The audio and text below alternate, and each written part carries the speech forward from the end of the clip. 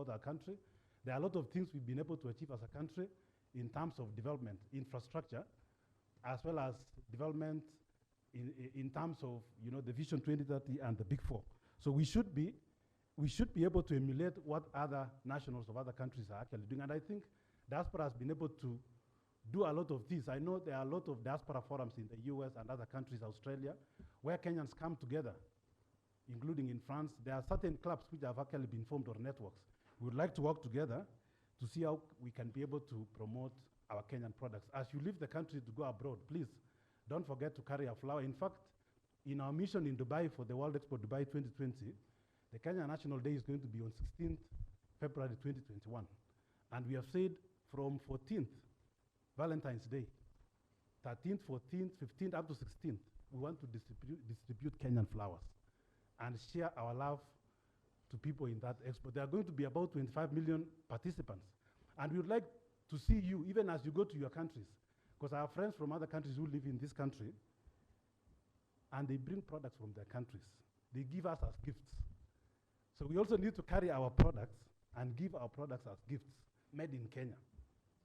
And in fact, organize things like a run, because running is our core competence, and if you participate in runs, and I want to really appreciate our Cabinet Secretary for Foreign Affairs. I saw he ran in New York with ambassadors. We need to have Kenyan runs in capitals of the world, because we are known for that core competence, and attract them to come even and run, to come and run in our country, in the high altitude location. So thank you very much. I think we will share a lot in the next time. May God bless you. Thank you, Bwana. Thank you very much, Bwana CEO. Indeed, I'm glad you mentioned that. The president, chief guest president of KDA USA Inc., when I'm in the USA, I'm under him. But when he goes out of the US, he's under me. Dr. Marasa, are you in the room? Just stand up and wave. Give him a round of the applause. All the way from Washington, D.C., where he's a senior staff in the federal government of the US. He'll be talking to us. Also, Shazel, just wave. Shazel is back to Africa has been to Africa for the first time. Round of applause to her. We'll be hearing many stories. At this point, Konza City CEO, just 2 minutes, then I invite and hand over now the microphone. Please come over. Give Konza City a round of applause. As I mentioned, the young brother to Kenya Film Classification Board was this one. Said, no, if KFCB is there, Konza is there as well. Okay. Thank you, Dr. Shem Ojwado. The chief guest, Honorable Wamalwa, all the guests here, ambassadors, good morning. Good morning. It's a great pleasure for us to be here. I will still have a presentation later on, but just two statements about Konza Technopolis. As you are aware, this is one of the key flagship projects under our Vision 2030 transformation journey for our country. The project is on course, as I'll be able to share. And as Diaspora, you're already doing a great things to our country in terms of remittance. And the other is for us to answer the questions. What can you do? Where can you invest? One of the projects that you can adopt as Diaspora is Konza Technopolis. We are building a new city from the scratch. We are building a new city from the scratch in a greenfield. This is a huge challenge and also a great opportunity. Our Diaspora has been all over the great cities of the world, and this is a place that you can feel your experience, we can feel your capacity, expertise, and so we welcome you. I'll be sharing more about experiences there. The country as an innovation location has greatly improved. Dr. Shem Ojwado, maybe a correction, from 2011, this country has made great strides in upgrading our innovation capability with Global Innovation Index. I think we have risen from 78, now we are 77, second after South Africa.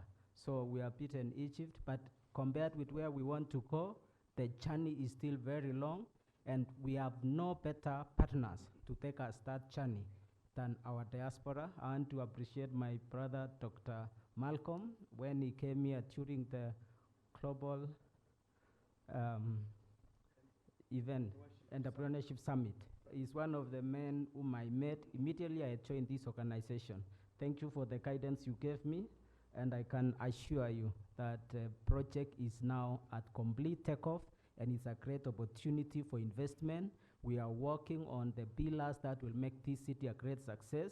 One being to ensure we really create a world-class infrastructure, that you who have been at the top cities of the world would be able to experience it.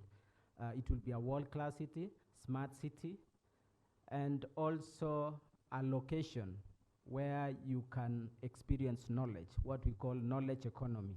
So we are working on the horizontal infrastructure with the top partners from the world. From the US, we have master development partners from the US led by a company called Detratec.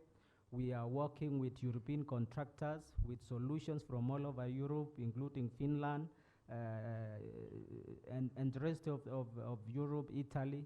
And also we are working with the solutions from China in making our city smart. The Ministry of ICT is locating a national data center at Konza. So this will be a platform for e-commerce. I've seen the team here who are working on e-commerce. We are also working with the government of Korea to locate the first research institute in Konza. It is being led in terms of designs and consultancies by Korea Advanced Institute of Science and Technology. This is the 6th most innovative university in the world, and probably the only one outside the US in top 10 ranking. So we believe we have the great partnership to lay the foundations for our country to be a global hub of innovation and technology. So I'll stop there. Later on, I'll share more opportunities that's there for you as Diaspora and the partnership that we are seeking. Thank you. Thank you. Thank you very much. When I see you, it's good he's mentioning Korea. We're glad that a diaspora dual citizen, hopefully is going to be our ambassador there. Give ambassador also a round of applause. Thank you. Because now, once I hand over, I'm not going to come back here. I must just mention, this is just what in Swahili we call chief guest kionjo. You are going to interact. I know everybody in the room is urging, you itching to also share. So the major parts are going to follow later. At this point, without much ado, Dr. Ezekiel. This gentleman, we started far away when it was KUJ, Kenya Union of Journalists Secretary General. Whenever he tells me this will happen, it happens. Give him a round of applause, because without this gentleman, chief guest, maybe we probably wouldn't be here. But so we thank you so much, brother. Thank you. Please. Thank you. Invite the chief guest. Thank you, Shem. Honorable Cabinet Secretary for Devolution, Honorable Eugene Wamalwa, Dr. Shem Ochodo, and your board, members of the Diplomatic Corps, distinguished guests, ladies and gentlemen, good morning. I am Ezekiel Mutua. I'm the CEO of the Kenya Film Classification Board, and I have a lot of colleagues here who have worked day and night to set up this place. As you might be following from the write-ups, we are the key partners with the Diaspora Alliance for organizing this event for the 3rd year running, and we are very proud to support by not just word, but also indeed putting money. And I tell you, shame when you see a government agency like KFCB contributing $1 million or more to an event like this at times like this. It's not an easy thing. It's a statement of commitment and belief and faith and confidence in the work that you are doing, you and your organization. We thank you for your passion, for your commitment to your motherland, and for rallying the rest of Africa together so that the diaspora can speak with one voice, get policies that will speak to addressing the issues related to diaspora, ensure that your remittances are for once structured and the impact can be measured, and that you can impact the socio-economic transformation of our country. Last week, Walter Mongare, who is here, and my colleague Charity Masharia, I'm sure she's somewhere over there, we had the distinct pleasure and the privilege of being sent to the United States by His Excellency the President to pursue engagement with Hollywood to see how we can rally or we can push Hollywood to do partnerships with Kenyan filmmakers and the creative economy. And we landed in Atlanta. Water had gone ahead of us, and he went and whispered that the moral policeman was landing in Atlanta on Saturday. And so when I got to the airport, I was picked straight away and taken into a wedding in Atlanta, Georgia. And it was so exciting to see the love of the diaspora for their own people. How warm, how committed, how inspired despite the challenges that we have and the negative publicity that sometimes comes out of this country. Our diaspora believes in this country. They have committed to support this country. They send money to their rural areas, to their relatives, and your impact is felt. And on behalf of the people that we met, I said thank you. Thank you for your support and for your contribution. We took a trip from Atlanta to California last Thursday, and then when we landed in California, it was around 3, and we took a taxi. I think Charity had not been to the Hollywood side, and we said, let us take her there. Everybody, when you land in California, you want to get to the Hollywood side. I tell you the truth, the power of the film industry to brand a country, to market a country, is unrivaled. Because that Hollywood sign, a white sign on a hill, could be any hill, anywhere in Kenya, just a dusty place somewhere, but the Hollywood sign and the Hollywood philosophy has driven the ideology of America, has branded America as a superpower, has branded American philosophy and investments, and I think this is what we need to do for our country, that we can use film to market our country. And I want to appeal to you, diaspora members, that you send this message, that as Kenya Film Classification Board, we are not just a regulator of the film and broadcast content. We are a regulator with a difference. We are committed to opening up this space for investment, for job creation and wealth for our youth. I want to tell you, while it's good to invest in the real estate, the real money right now is in the entertainment and media industry. This is where there is money. Sports and entertainment. Money is in the knowledge economy. It is in sports. It is in entertainment. The richest people in the world today, if you read the Forbes magazine, the top, I think right now, is it Bill Gates competing with Bezos? And you can see Amazon, the guy of Amazon, the competition is around knowledge economy. The guys who are creating fame and who are making money, they're in this economy. Look at the success of the Black Panther in the box office.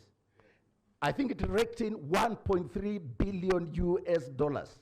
One of the greatest successes, and it's a film, speaking to the black, the beauty of black and the Africans and the narrative. And we are now trying to use film to turn also our stories from the way it has been told by the West to our own authentic stories that are untapped in this continent. I think there's a huge opportunity for you to invest. So we want to work with you. We commit our support, Honorable Ochuodo, to work with you, to continue supporting you. We want to assure the creative economy that we are streamlining the policies to make investment in this area a viable venture. We are not going to be an impediment. Everybody in the government is working towards creating ease of doing business, and the creative economy being the frontier of job creation.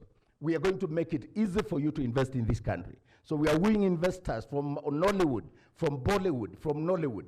We have engaged in conversations with Tyler Perry and other great black Americans and other filmmakers in the United States. We had Nollywood coming to Machaud. Courtesy of this kind of engagement in the last 2 years, we got investments from Nigeria who have come to invest in Machakos, and we are also encouraging them to invest in other counties in the country. Like you've heard, Cinema Ndamare, which has been going around the country to Nyandarua, Makueni, has also become a major source of focus in investment in this sector. And so this is the future. We want, as you discuss and as you continue to enjoy the ambience that we have created, to think about the creative industry as the frontier for job creation and wealth for our youth. With those very many remarks, it's now my humble duty and privilege to invite our chief guest, the Cabinet Secretary for Devolution, Honorable Eugene Wamalwa, to give the keynote address. Waziri, karibu. Thank you very much, Dr. Ezekiel Mtua, my brother Shemo Chodho, Excellencies, Ambassadors, High Commissioners, members of the diplomatic corps, Excellencies, ladies and gentlemen, good morning. I'm very, very pleased to be here with you today. When I got the call from my two brothers, I was in the western part of this country, and I told them I will make sure I'm here this morning, and I'll go back in the afternoon to continue with whatever business we are doing, because this is the most important business today.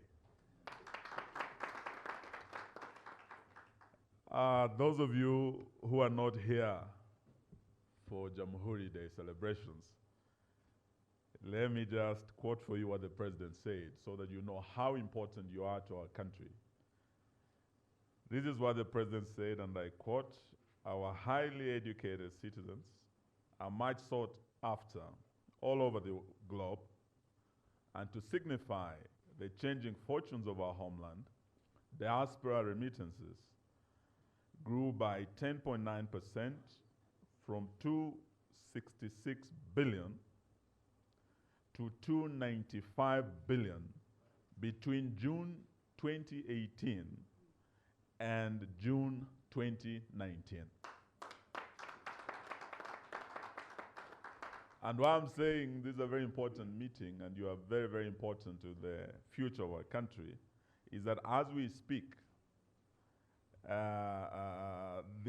your remittances have actually overtaken earnings from export of tea and coffee, including earnings from tourism, and you have actually become the largest source of foreign exchange. And therefore, for us to engage with you today, particularly for the Ministry of Devolution, I must say that out of our 47 counties, you are actually the 48th county. May I say you are the largest county and the most important county, because these remittances that you have been making, we have seen a steady growth right from 2013 when President Uhuru Kenyatta took over. I think 2013, 2014, what you remitted was about, the remittances were about 113 billion. From 113 billion to 295 billion. It's a huge growth. And you are talking of over $10 billion actually that have come over these, the period that this administration has been in place. And recently I was in Dallas engaging, and I was very, very excited because the first time we went to Dallas, we went with President Uhuru Kenyatta. He had just been freshly elected, and he was actually the first president elected, sitting president, to set foot in Dallas, Texas. And he said he did so because I think Dallas, Texas, is where we have the largest diaspora population, if I'm not wrong.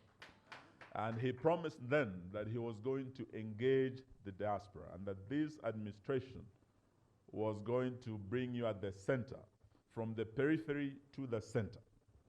He promised then that he would ensure we have a diaspora policy in place and we have a structured engagement with the diaspora.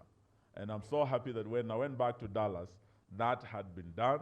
We have a diaspora policy in place, and now it's an issue of seeing how we can engage. So I'm very, very pleased to be back here after Dallas to engage you again, and actually look forward to going back next year again to further engage.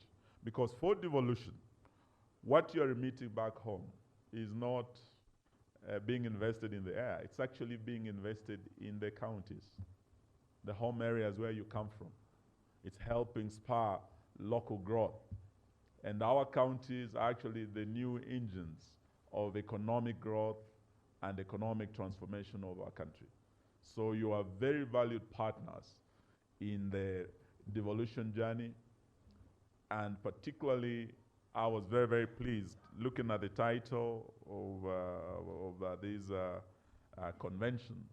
It's about Kenyan diaspora coming home. And it's also about engaging in the Big Four agenda. Of the Big Four agenda, largely, these are devolved functions. And that is why counties are very, very important. And we want to see how we can structure that engagement also between yourselves and the counties. As we speak, apart from the diaspora policy, we have a cabinet has approved a new investment policy. That policy also has structured investment at the county level. And we have created county investment units at the counties.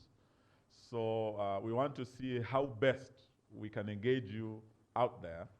When we have our governors, we cannot have all the 47 governors moving across the globe, going to Europe, going to America. We want to see how we can structure that engagement with yourselves.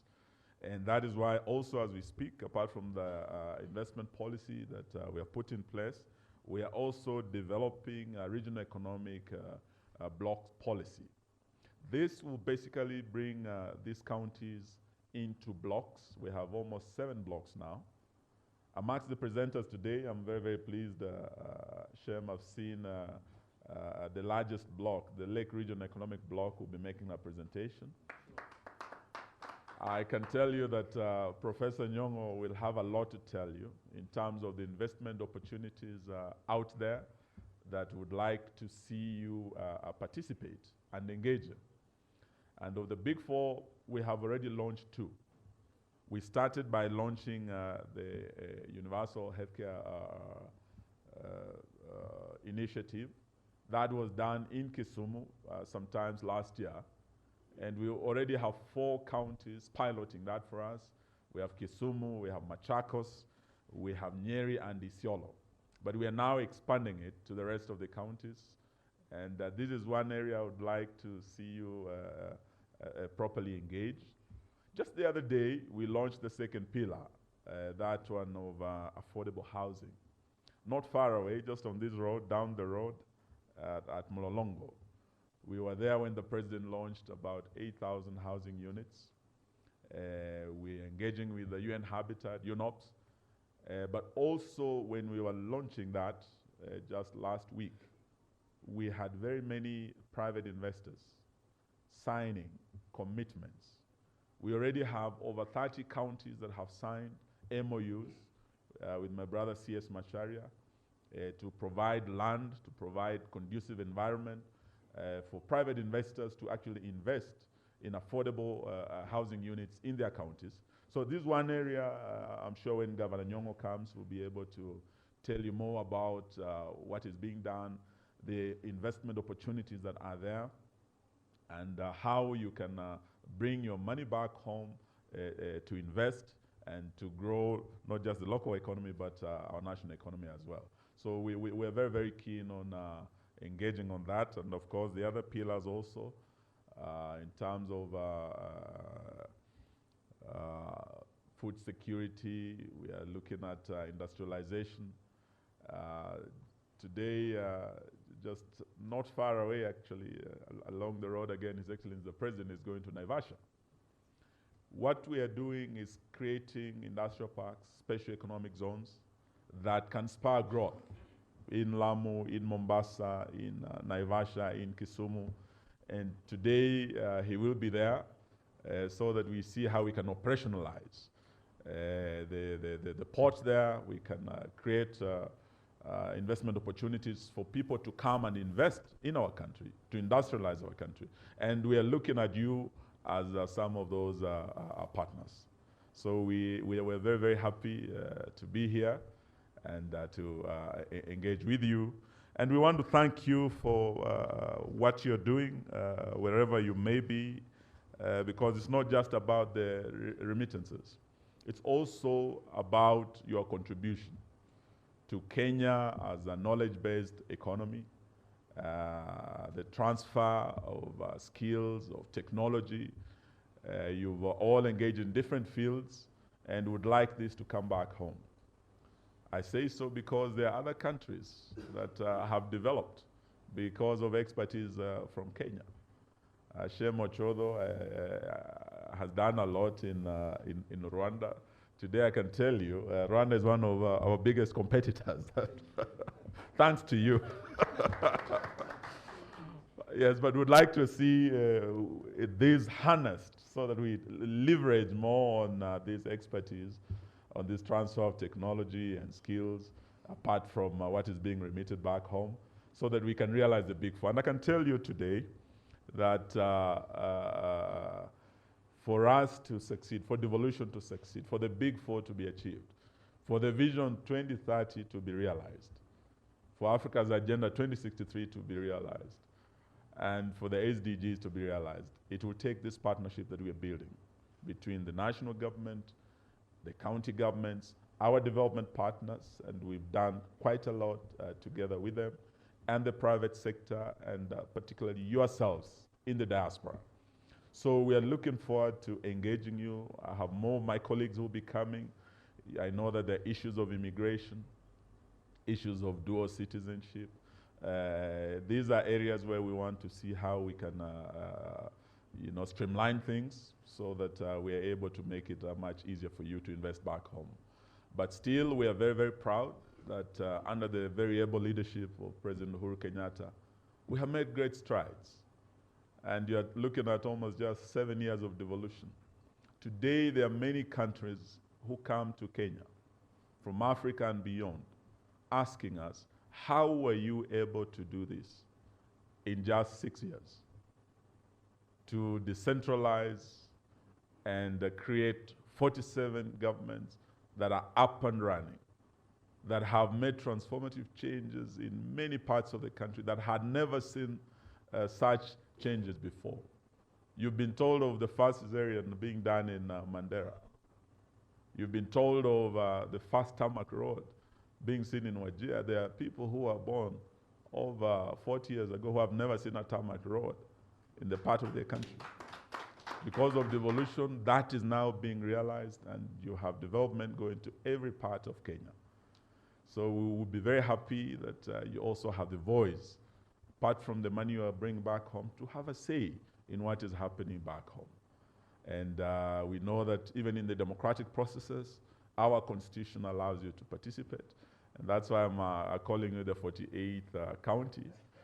And even in the BBI conversation, as we are having our national conversation on improving on our constitution, it's one of the most progressive constitutions in the world. It has brought transformative changes in the way we govern our country and the way we have transformed from marginalization to equalization. It is truly something to be proud about, and would like to also have your voice. I'm hoping, Shem, you're also able to make your presentation to the BBI team, because what we are doing now is really improving on the 2010 Constitution. We're building consensus, and I believe with time, we will be able to agree on the fundamental issues that would unite us rather than divide us, that would make us a stronger country with a stronger constitution and institutions. And we'll be very happy if you are able to be part of that journey that is ongoing. The team completed their work, but the term has been extended. And I believe through Shem and your organizers here, we'll be able to keep engaging so that your voice is heard, so that whatever changes that are coming to this country, we don't forget you who are in faraway lands and who are working so hard because of what you are contributing and your right to actually participate under our constitution. So let me thank you very much and wish you well and fruitful deliberations, and look forward to engaging with you very, very soon. Asanteni, God bless you.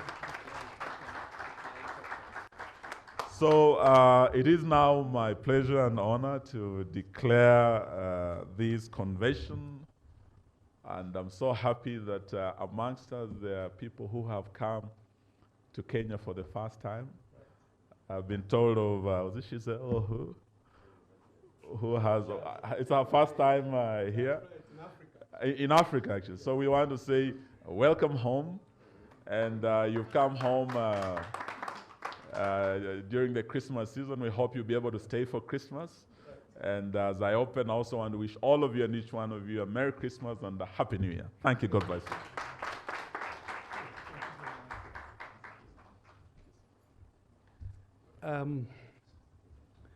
Ladies and gentlemen, that brings it to the end of this official opening session.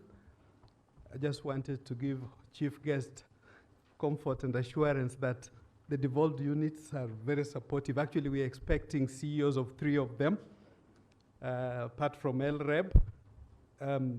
Tomorrow we'll also have FCDC, the Frontier Development Counties, and Jumuiya is actually on the way, coming from coastal counties. So at least those 3 blocks will be with us. And also Governor Mohammed of Wajir County. When his brother Ezekiel was pulling on this end, he was also pulling on this end. So the devolution is done very well. Give them a round of applause. As I hand over to Debal to give us direction where we're going for a group photo. Honorable Minister, on behalf of the colleagues, we give you condolences for your nephew. Was a son to a good friend. Tuko pamoja. Be blessed. Thank you. Thank you. A round of applause for Chief Guest again.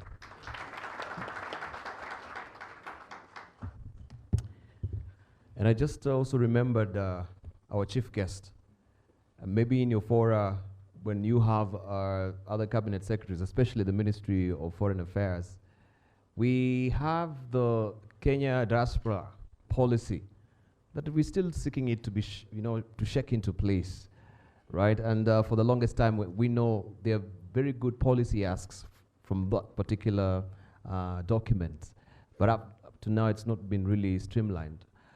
Up to now, as a country, we don't have a national data of, our diasporians outside. So if that can be, if you sit alongside, so make sure you deliberately sit alongside Dr.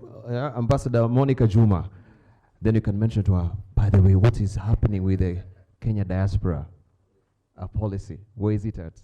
That will be a very, very good salutary effort from you as well.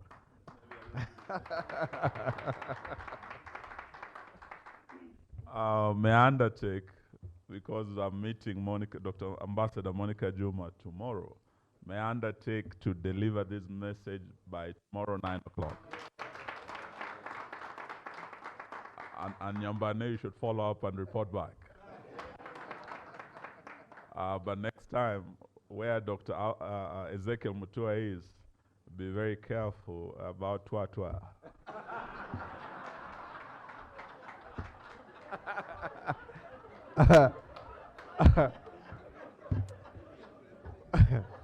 You want to respond? I can see it, please. This Twa thing now. This is what this conference is all about, responding to things real time.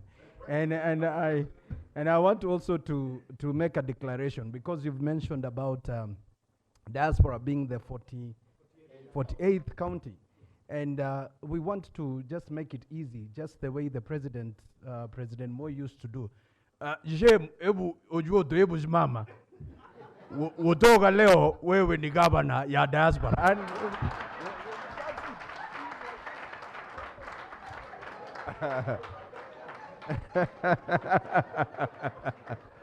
oh,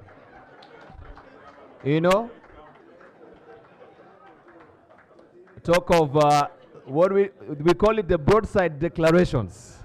Those are the broadside declarations. Shemo Chodho, there you go. You're an excellency. A round of applause again for everyone who participated in this first session.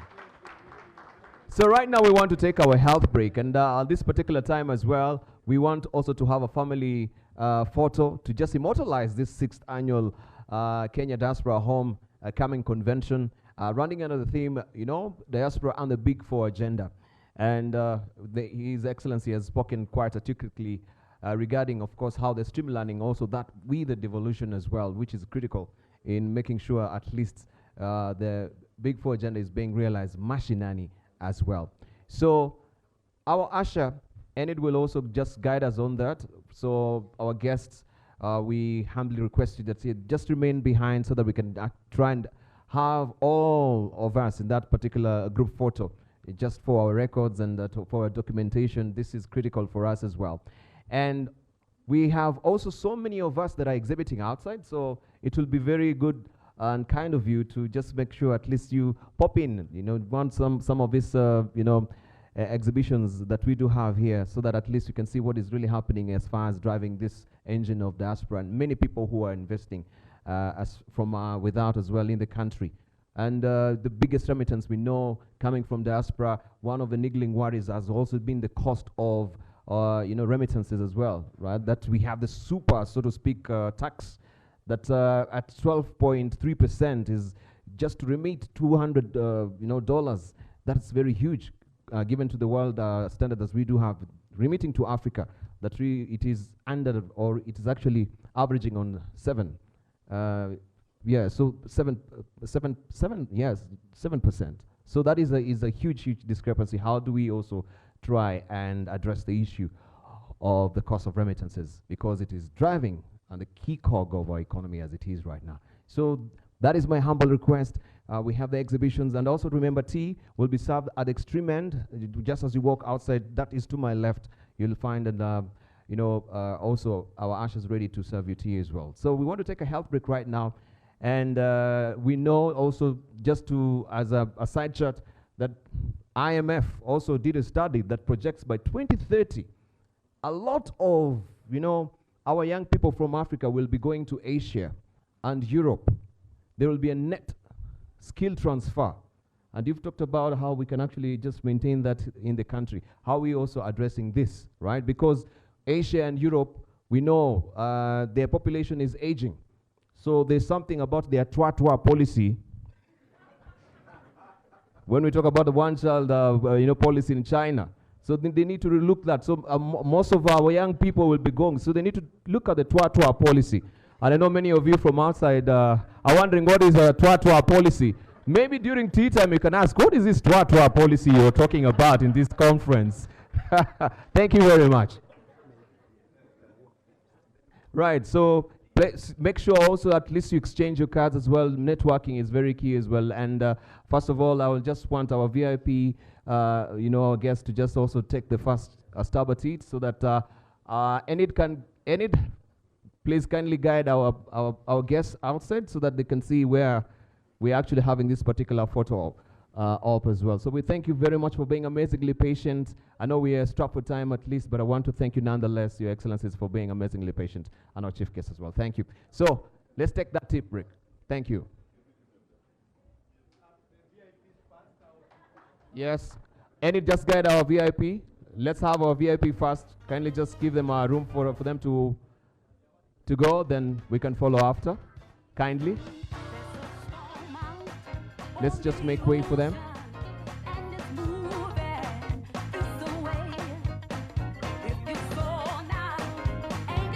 In the meantime, Umoja Talanta will just be entertaining us.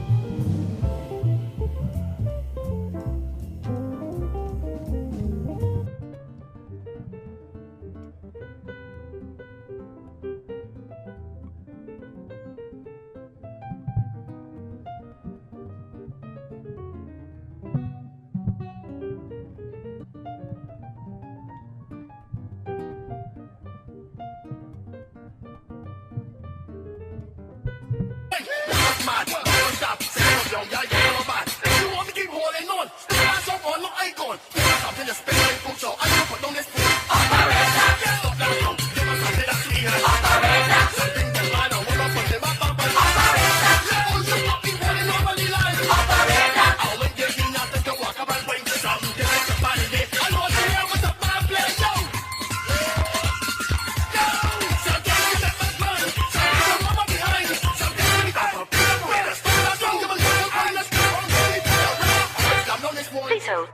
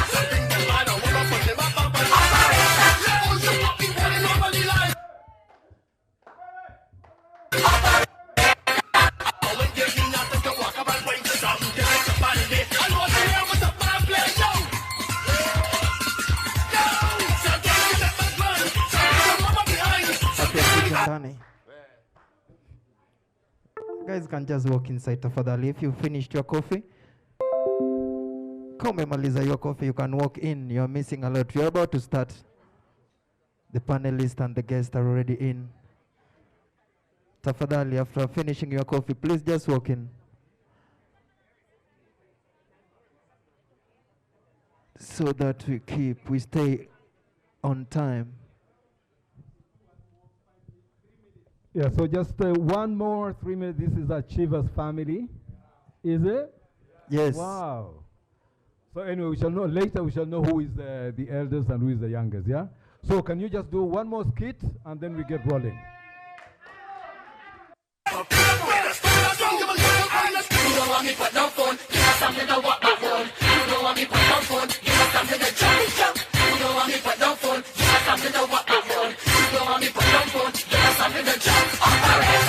that.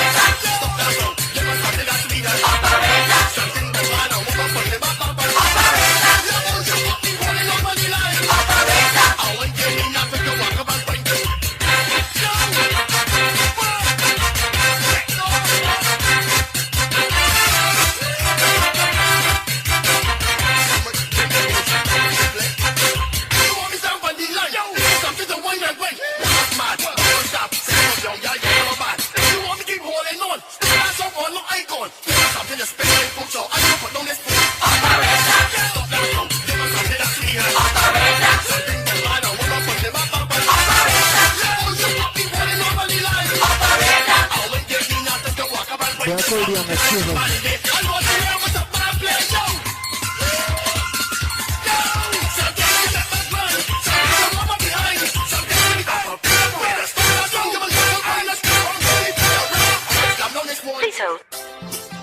Kibamba, wapi makofi ya Achievers tafadhali? Wapi makofi yao?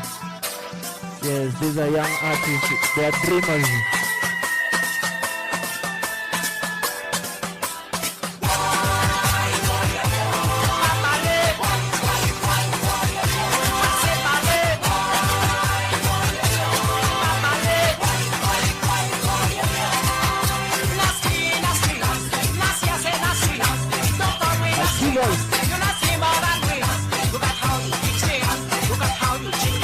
All the way from Dandora, area 41.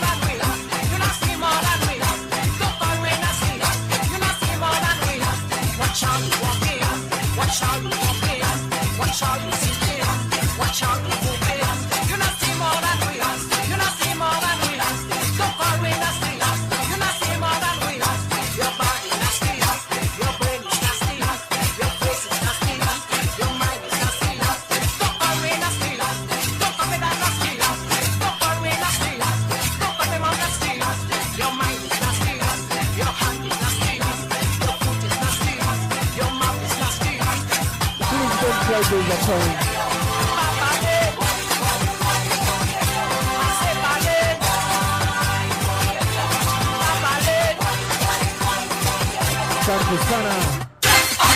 Asante sana. Nashukuru.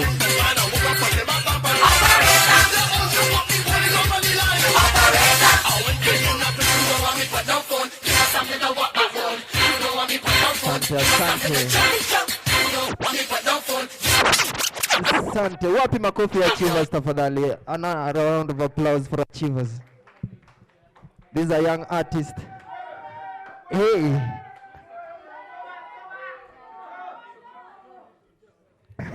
All right, a round of Sawa applause. sawa. All right. Shukran sana.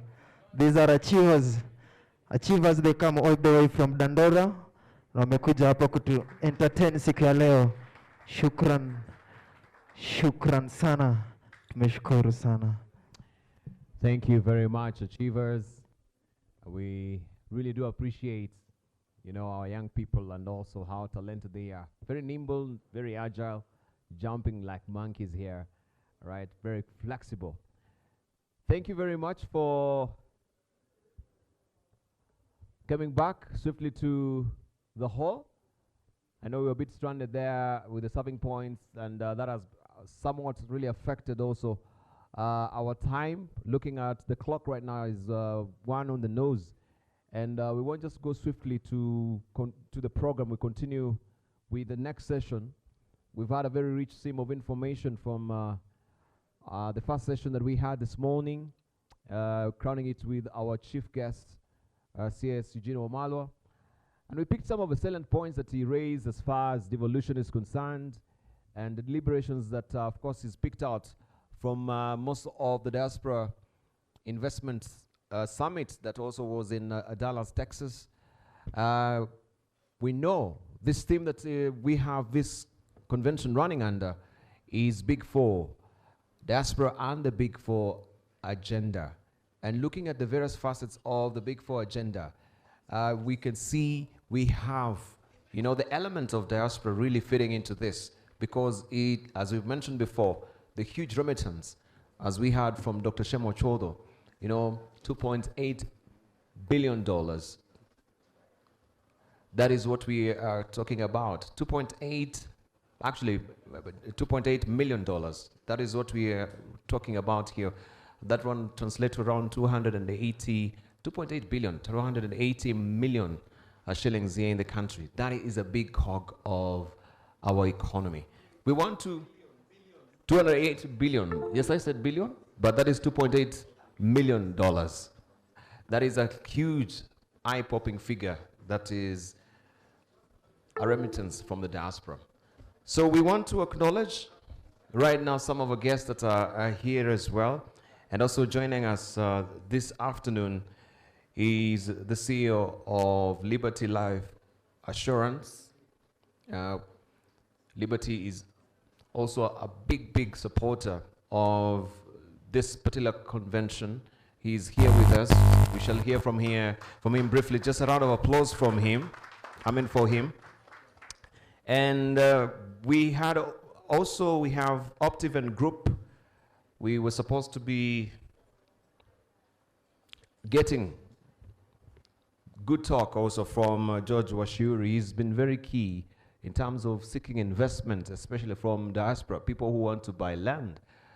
He's been making, tours around the world, trying to educate Kenyans who are outside there.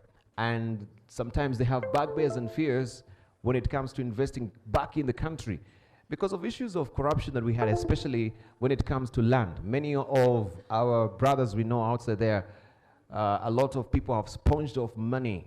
They've been conned by some of the dubious and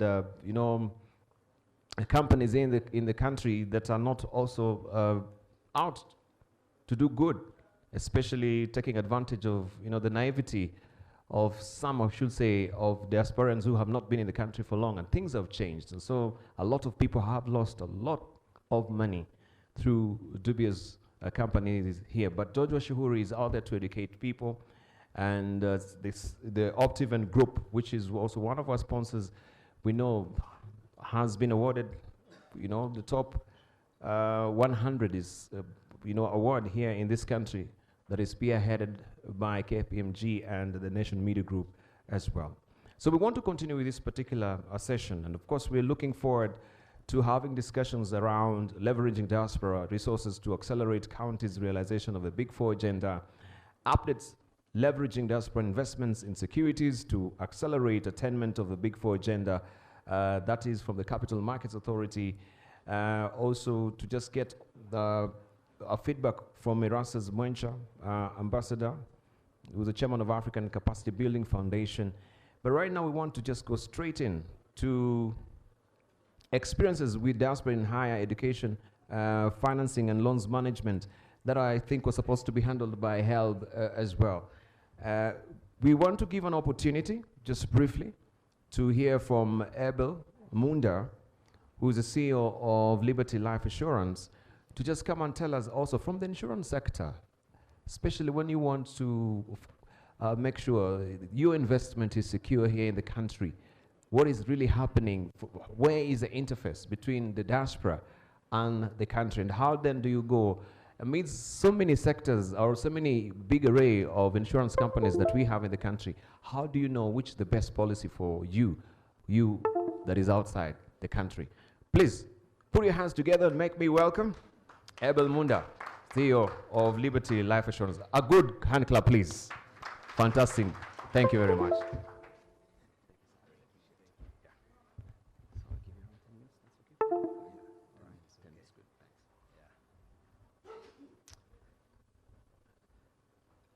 The chairman, Dr. Shemu Chuodo, all the honorable people within the room who are involved in organizing this conference, all the ladies and gents who've been invited, good afternoon. Good afternoon again. I'll just make some few remarks. We've actually been honored to have gotten the opportunity to sponsor this conference. And for us as Liberty Life Assurance, it is actually our objective and intention to partner with this organization as we go forward to try and afford members of the diaspora some of the very good solutions that we have in this country. I know that to this extent, real estate has been a big product for the diaspora, and for one or two reasons. Of course, we know people want to work hard, come back and retire comfortably at home, and obviously some of them for investment purposes. But there are also alternatives that I will want to share with you today. I know that the lack of a proper structured or a well-structured investment vehicle has been an issue for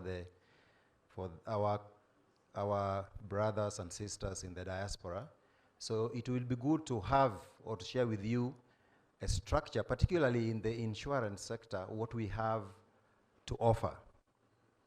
So allow me to make some brief remarks.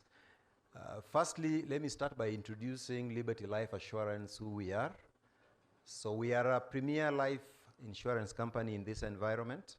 We are part of the top 4, whichever way you look at it. Sometimes in terms of profitability, the top 3. We've been operating in this environment for the last 55 years. Our structure is such that we are owned by a company known as Liberty Kenya Holdings, which is listed at the Nairobi Securities Exchange. And we do have a sister company as well that does general business known as Heritage. So Liberty Life Assurance does long-term or life products and retirement solutions. And then Heritage does short-term, including motor and property insurance and the like. We ultimately are owned by a company known as Liberty Life Assurance in South Africa, which is a fairly big company. In itself owned majority by Standard Bank of South Africa. So we have an affiliation with the bank as well. Standard Bank does trade here as Stanbic Bank. So I thank the Diaspora Alliance for organizing and facilitating this meeting, this conference. We recognize the enormous role that they continue to play in supporting families here back home, and also the government by extension through the funds that are remitted and which continue to grow year on year. We thank the diaspora communities and their families locally. The role that they play in the economy cannot be downplayed.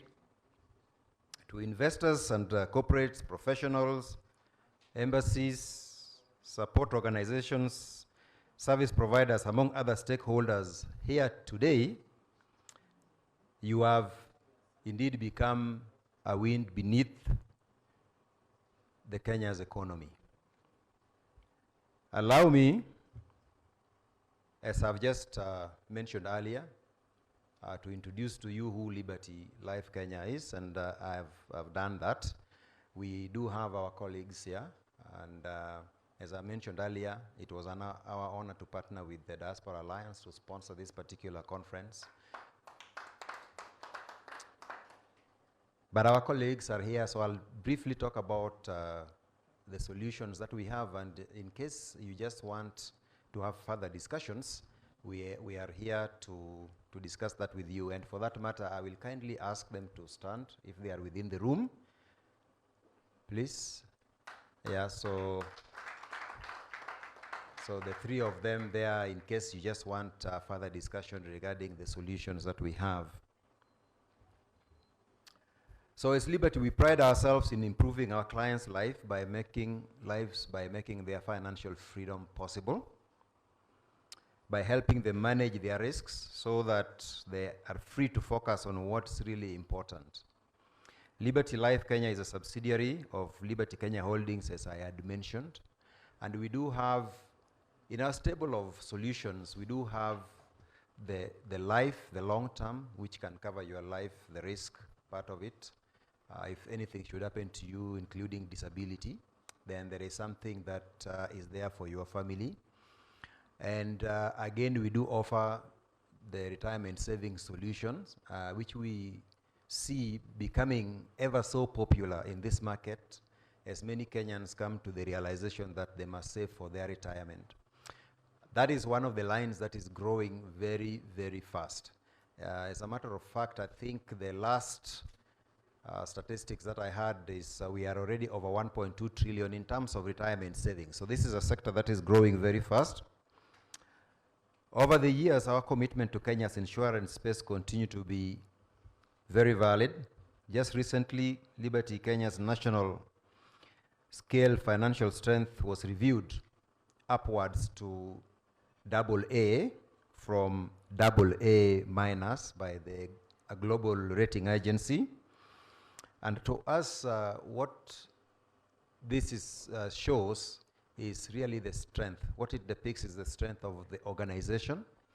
We are fully compliant with all the regulatory requirements in terms of shareholders' funds or the balance sheet strength. You couldn't really get a stronger life insurance company in this environment. As you know, we have gone to risk-based capital regime. The deadline to comply was 2018, then it was moved to 2020, but I'm happy to report to you that even as at 2018, Liberty Life was already compliant.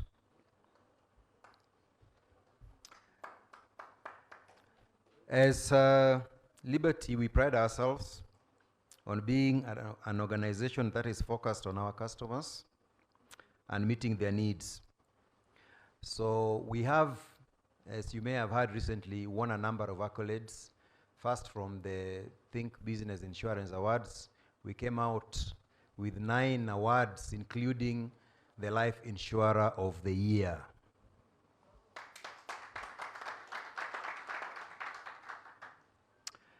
The insurance industry has experienced what I can refer to as a penetration inertia. So you may have heard that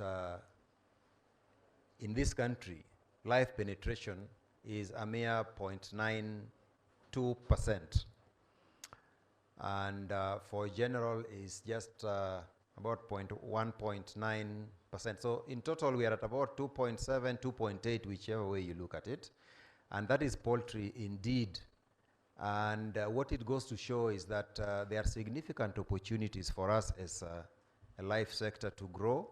We need to be able to craft the right strategies and the right products that are required by wananchi so that we can be able to provide those solutions to them. Because as a life company, one of the key things that we do to support the economy and the economic development of this country is to avail the funds. So in life insurance companies ordinarily mobilize funds which they can then avail to the government to support infrastructure development. And to that extent, for example, at Liberty, we have subscribed to the infrastructure bonds and the treasury bonds on a continuous basis, and something that we will continue to do. So we are cognizant of the fact that in the country we may be still slightly financially illiterate, particularly when you go outside the urban centers.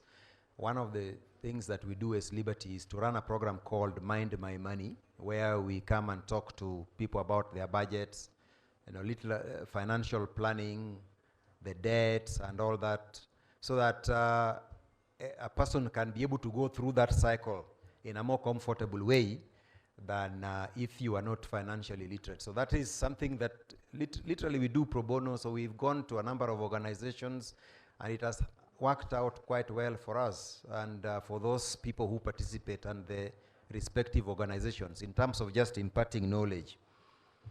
On focus on the 4 big agenda, we are again involved in that. On the medical side, we are involved in that by rolling out products that are relevant to the market.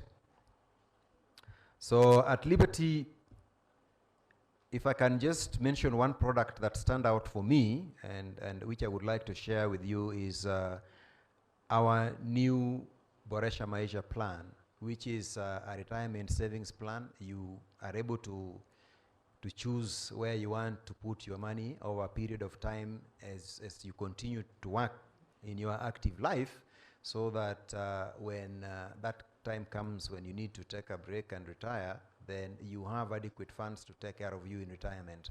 There is always the income replacement ratio that somebody requires in retirement. Ordinarily, say about 70% of your final salary is what you need to be in a comfortable retirement. So we advise on such situations and how you can be able to save adequate amount of money.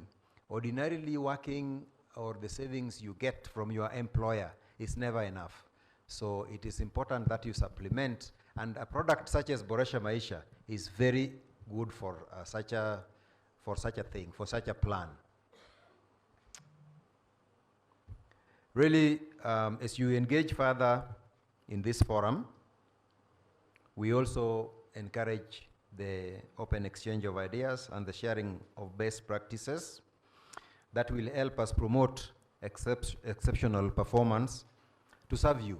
So, in other words, we welcome feedback, from you, and I want to encourage you to continue to engage with us, talk with us. We are available. But as I conclude, I want to encourage you to be part of the Liberty family. We are here to support you through relevant solutions, and the diaspora is quite important for us. Yesterday I was just talking to one of the customers from the diaspora. He lives in Canada.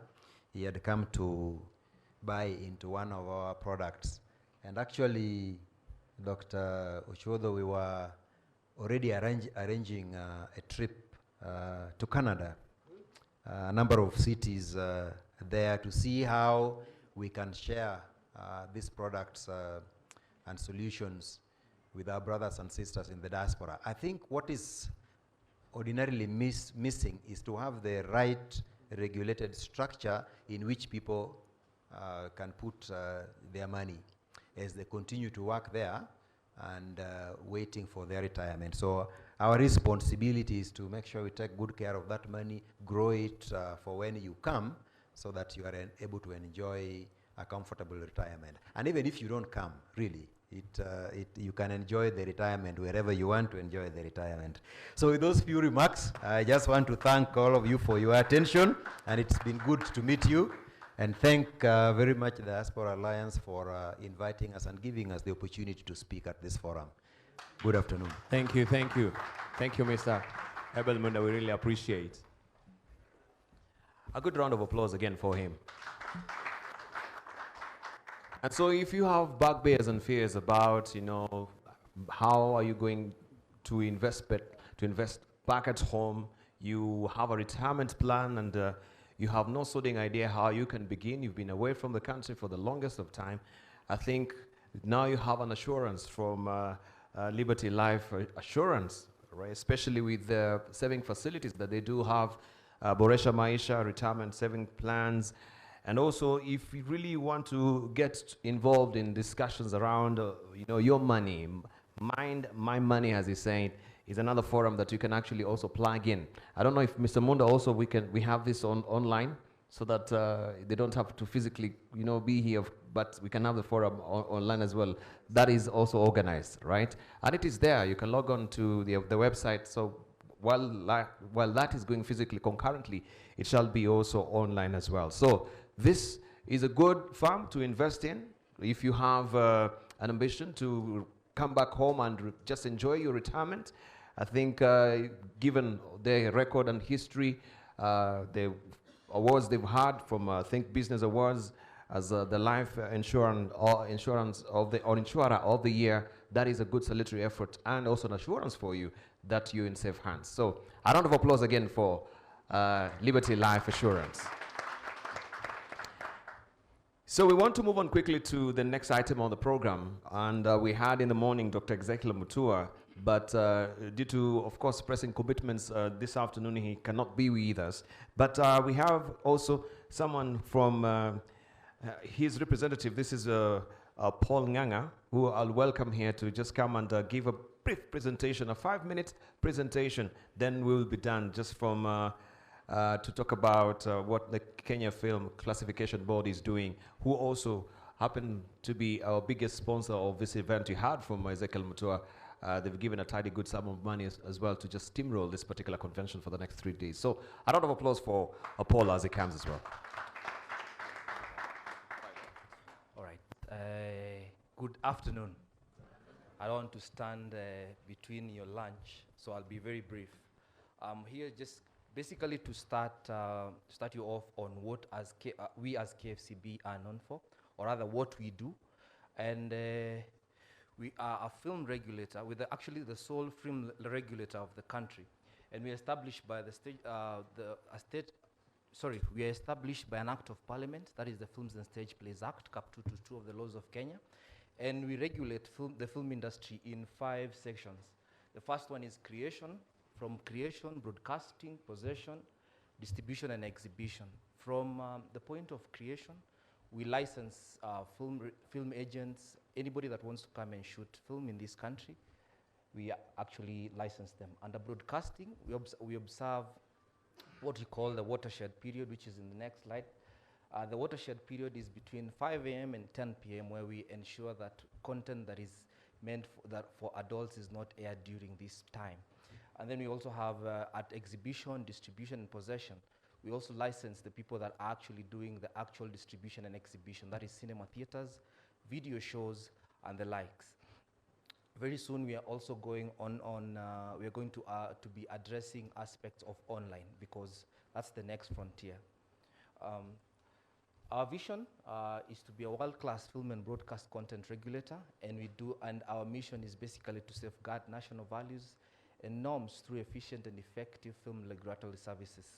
We do this by various instruments. We have something called the classification guidelines, which we use to classify content. You have GE, PG, 16, 18, and then you also have another category referred to as restricted. That is what sometimes people refer to as KFCB has banned. All right? So we have one project called Cinema Mashinani, that is one of the projects that we are using to safeguard, or rather to enhance compliance in the country. But also at the same time, we are using this platform to provide a platform for people to exhibit their talent, and also provide a platform for people to come and network. And for instance, like this, ideally the conversation today is, I just want to start off a conversation. There's really nothing much, but I just want you to just think about it.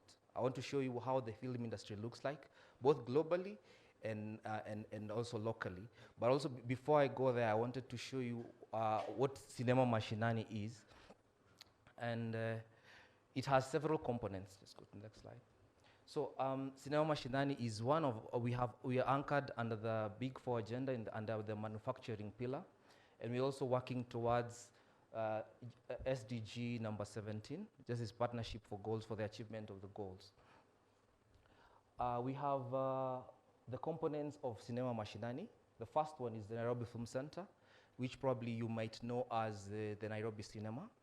We are basically converting this into a multi-purpose space with state-of-the-art equipment to allow the creative industry to have a space to exhibit their content, but also as a platform for them to basically come and meet investors, and come and meet peers, and also as a platform for mentorship. And then we have the cinematic arts talent nurturing centers, both fixed and mobile ones. These are going to be established across the country. We are working with various partners. We are working with both government institutions and also private institutions. And then we have cinema mobile vans, basically to help us, or rather help the stakeholders exhibit their content across the country. We have these are some of the objectives. The first one is basically to help us with the aspect of regulation, make it easy, simple, and efficient. The second one is encourage consumption of content that is basically classified. And then the third one is to basically provide a platform for showcasing innovations, create employment, and finally create a cinema-going culture. So I'll ask you why. We do that. These are some of the talent nurturing centers that we are establishing. This is a truck, a mobile one. They're supposed to go out into the country with both pre and post-production equipment that will help each and every person that wants to do content creation. This will aid them in that. Then I would want to take you first through the box office. I don't know how many are aware of the box office. Anyone? All right. In the film industry, one of the ways that we monitor the success of any film is through the box office. Basically, this is through the sale of ticket sales, through the sale of tickets, or rather the number of people that have been admitted to watch a film in a cinema theater or any other model space for this. So I want to take you on a tour. This is the current global box office that is from 2005 to 2017, which has actually been on the rise. You might think with the advent of technology that people are actually not going into the cinemas. Like in the US, currently they have about 45,000 cinemas. In the country we have 10, and this is basically the revenue that has been generated across. US, in last year, they were able to generate about 11.8 billion. China, 9.5. India, 1.7. Kenya, we were lagging behind with 4.9 million. And then our counterparts, Nigeria, were able to actually generate about 14 million.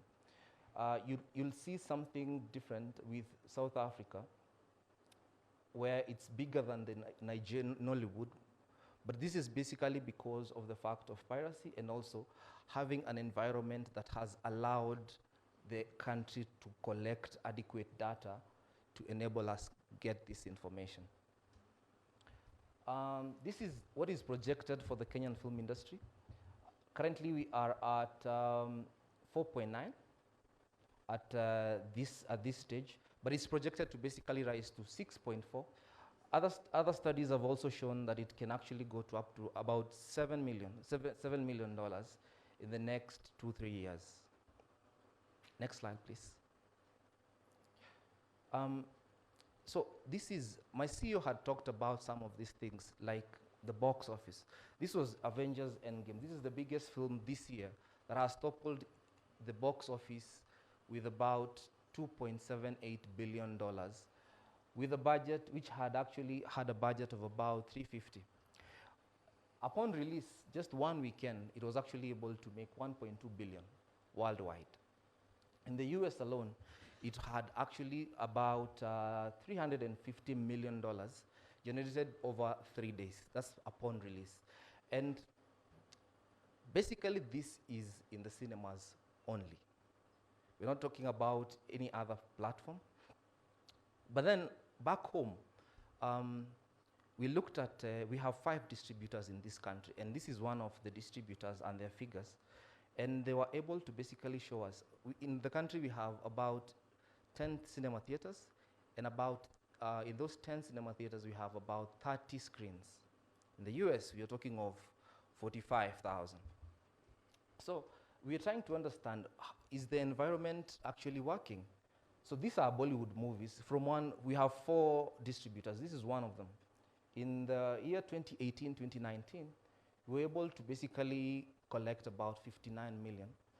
But then the Hollywood movies from the same company were able to get to about 233 million Kenya shillings. Ideally, in Kenya, we are still to embrace cinema.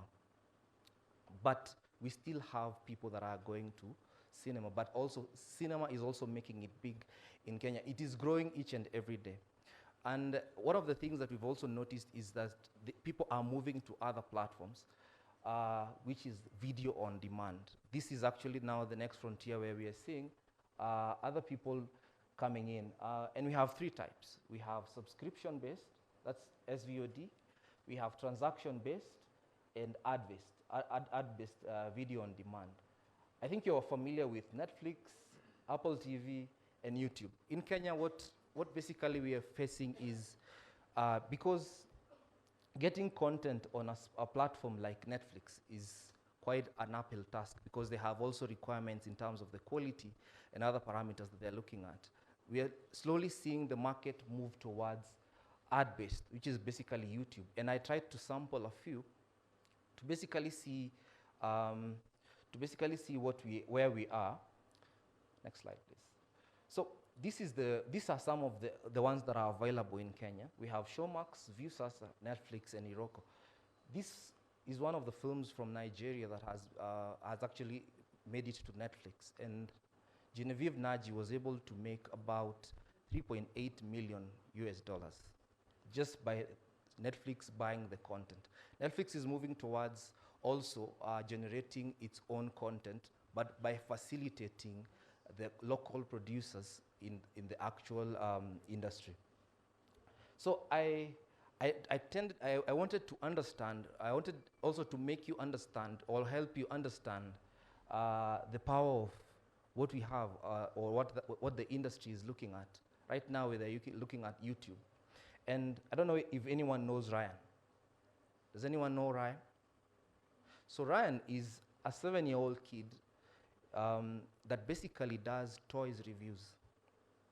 Last year in 2018, Ryan made $22 million from YouTube just by reviews of toys.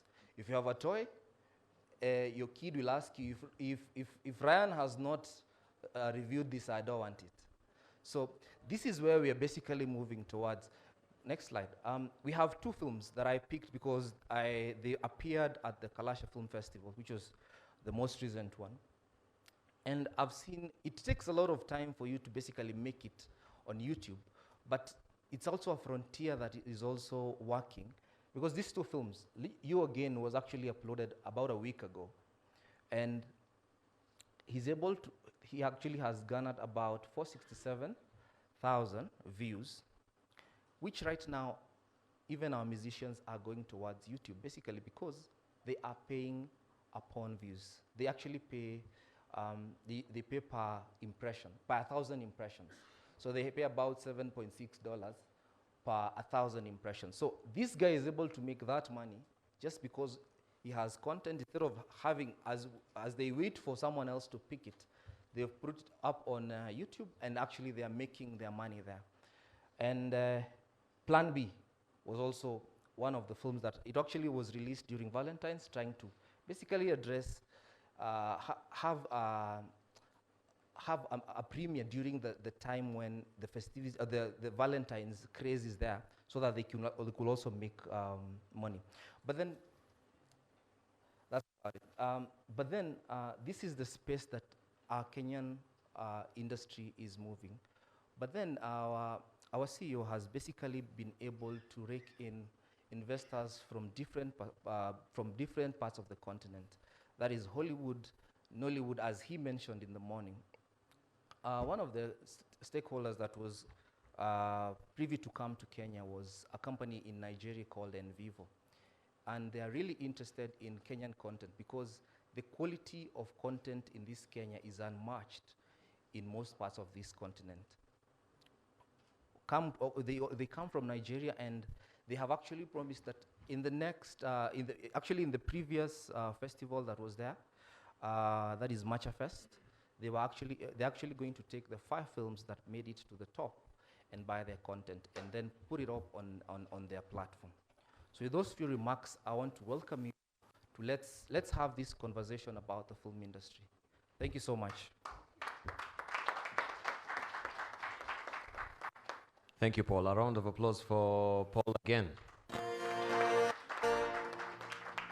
Interesting revelations there. If Ryan, a 7-year-old boy, can actually rake in $20 million at the age of 7, just you having a toy review on the YouTube channel, which is free. I mean, that is I'm ashamed myself, first of all. Yeah, I'm ashamed, first of all, Paul. And again, I'm in a country where we're grappling with unemployment. This is a resource. You know, I'm a big singer, but I'm a musician as well. And the surprising thing is, you know, one time a producer just called me and told me, you know what, Dibal, you will never rake in money by selling CDs anymore. Albums. And listening to Paul, I'm seeing the reality on the ground. You know, he told me, listen, the future of music is free. Paid by the corporates. Music will always be free, but paid by the corporates. And this is what is happening. You have a good content. You throw it on YouTube. YouTube will pay you because of impressions. That's how you can earn money. When the country where we're saying, tunaomba serikali, itusaidie tupate kazi. How innovative are we? And this is the industry that we need to plug in. And that's why we see Paul here is giving us a very good chunk of a revelation for me. I didn't even know that you can actually tap in and rake in good money. My colleague, Sharon Mundia, how she came to the limelight was through her YouTube channel. I remember when we had a function, it was organized by fashionistas here in the country. I could see her with a camera, you know, taking pictures. Then I wondered, who is this girl? Why is she so, you know, interested in having all these pictures? And she told me, no, I'm running a blog, it's a video blog. No one knew about her. But along the way, the impressions were growing and growing. And she became big. Now she came to the mainstream media only through, because what she does is all about beauty. You know, telling you about the products, your lipstick. This is a good product that you need to buy. Don't go for this particular product. This is how it come out. And then she just takes you sort of a guide on how you can do things. Little bitty things can earn you money. It is how are we plugging in and also making sure that, you know, the government has given us that particular leeway, that we want 40% local content.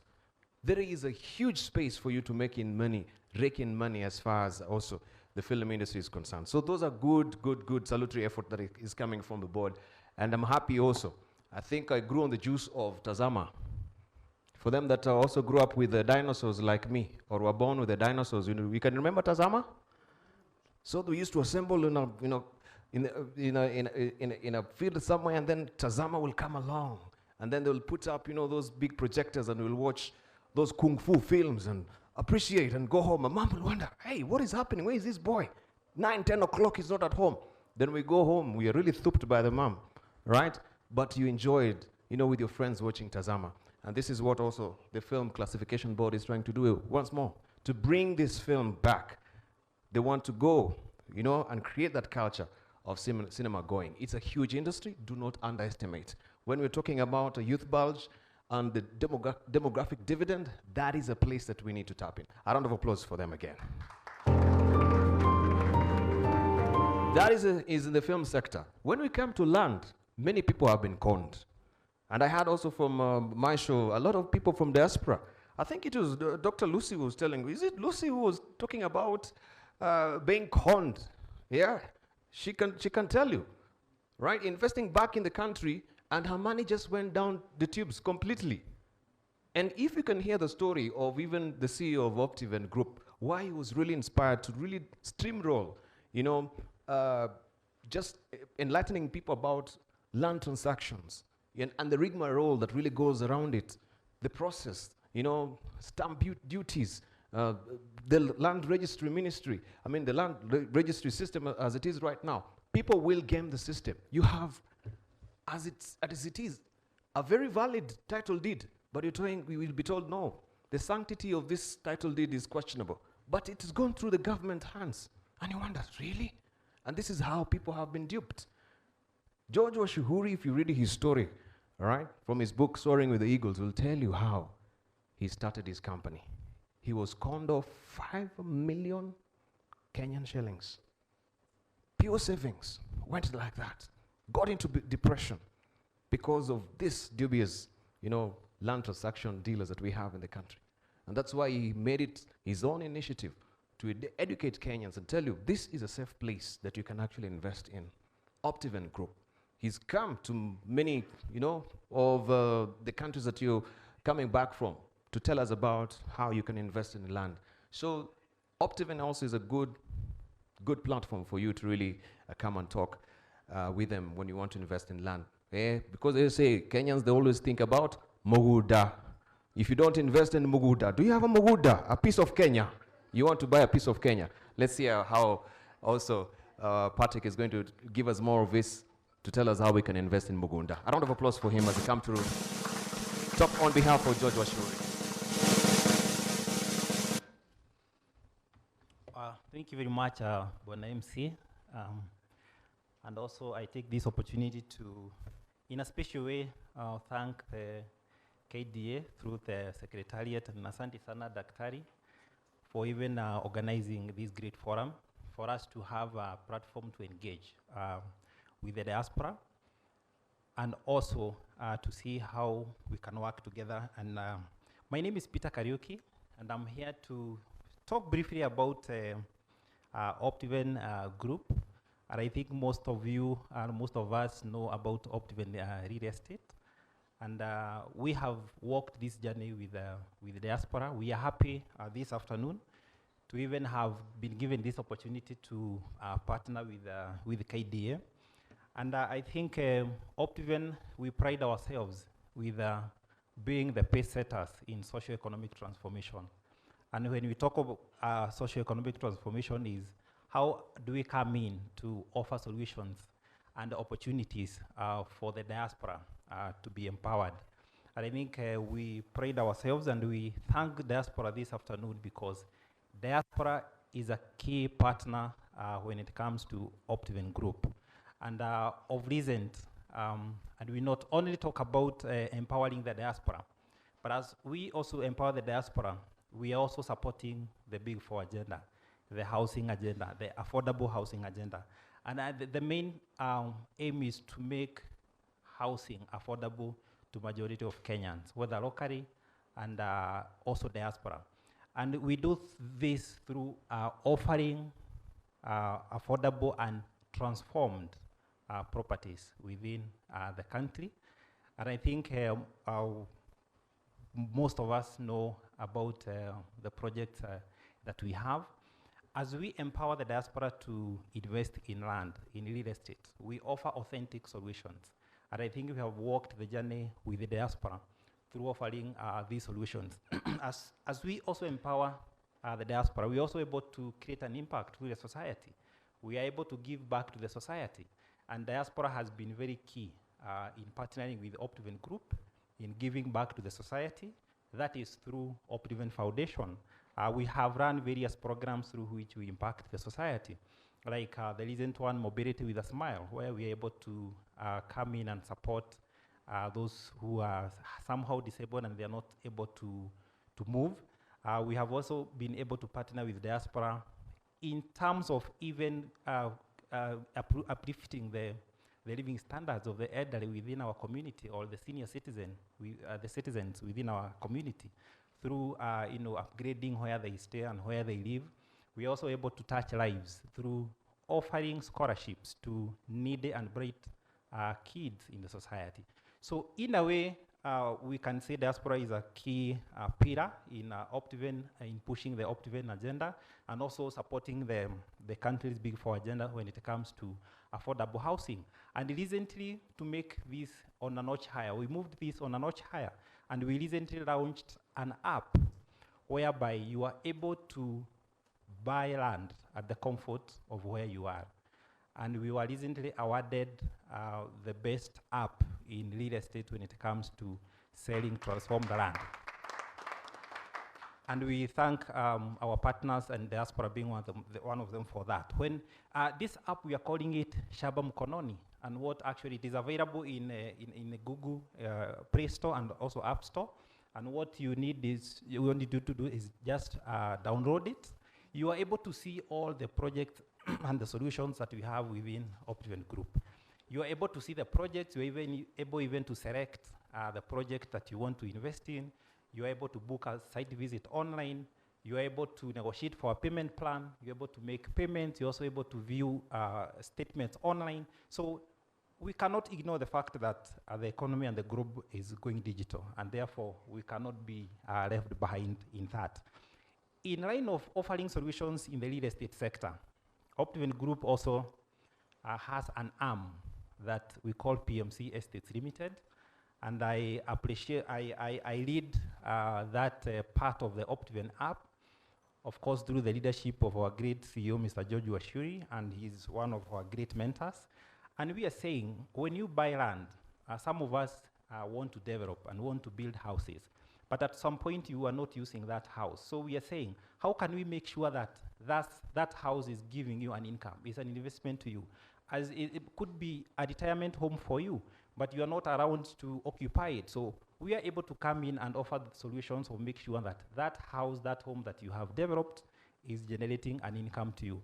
And briefly, I can mention some of the solutions that we offer when it comes to PMC Estates. PMC Estates, I can mention again, is part of Optiven Group.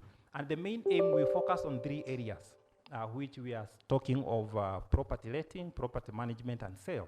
And some of the solutions we offer is a scenario whereby when you build that home, we are able to make sure that it is occupied, something we call zero gap occupancy, make sure that throughout you're getting an income from your property. And we are also able to transform it. The way we take it on board is not the way we leave it, because things are moving on, new properties are coming up, and we want to make sure that your home is up to the standard and it is attractive even to the market.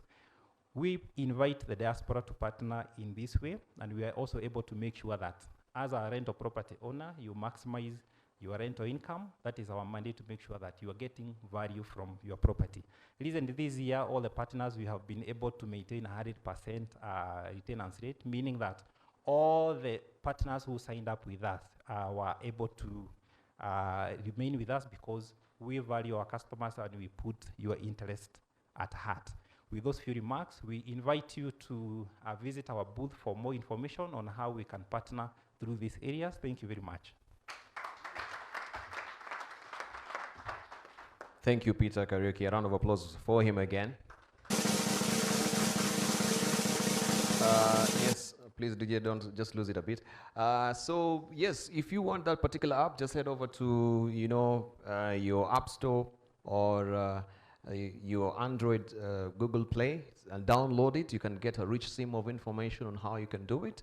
And they've got wonderful facilities as well. And George Washuhuri has been particularly intent also taking that initiative to take a global tour to also try and educate people in diaspora on how they can invest in their properties. And I tell you, it is, I've taken maybe a tour, one or two, far-flung areas of the country, not really outskirts of Nairobi, and they have wonderful facilities. They have good arrangements, electricity, potable water, and very good amenities that sometimes it doesn't really come in handy when you're buying land. But with Optiven, they've organized that for you.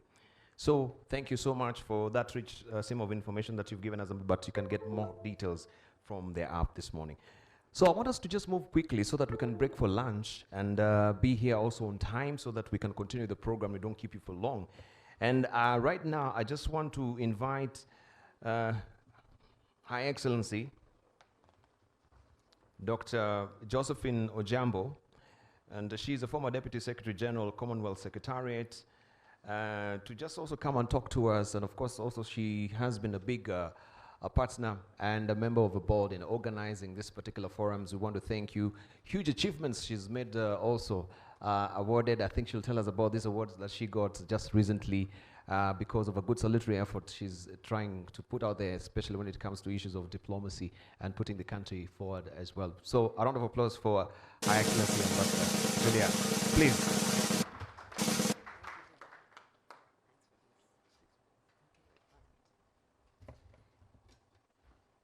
I want to thank the MC for the introduction, and I also, like others, want to thank Dr. Ochwodo and the Secretariat for making this conference come to being this year. It's a delight to come together again at the end of the year and think about the things we've done in between when we last met and today.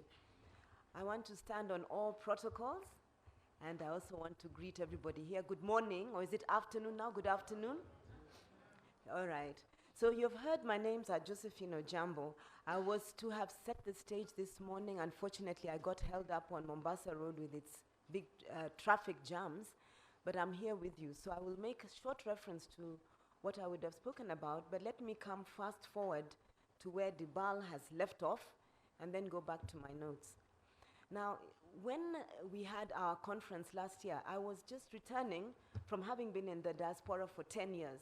First, as Kenya's ambassador to the United Nations in New York, and then secondly, as a member of the United Nations Civil Service, again based in New York, and thirdly, as Deputy Secretary General of the Commonwealth. The Commonwealth is a grouping of 53 member states. I was at the Secretariat in London.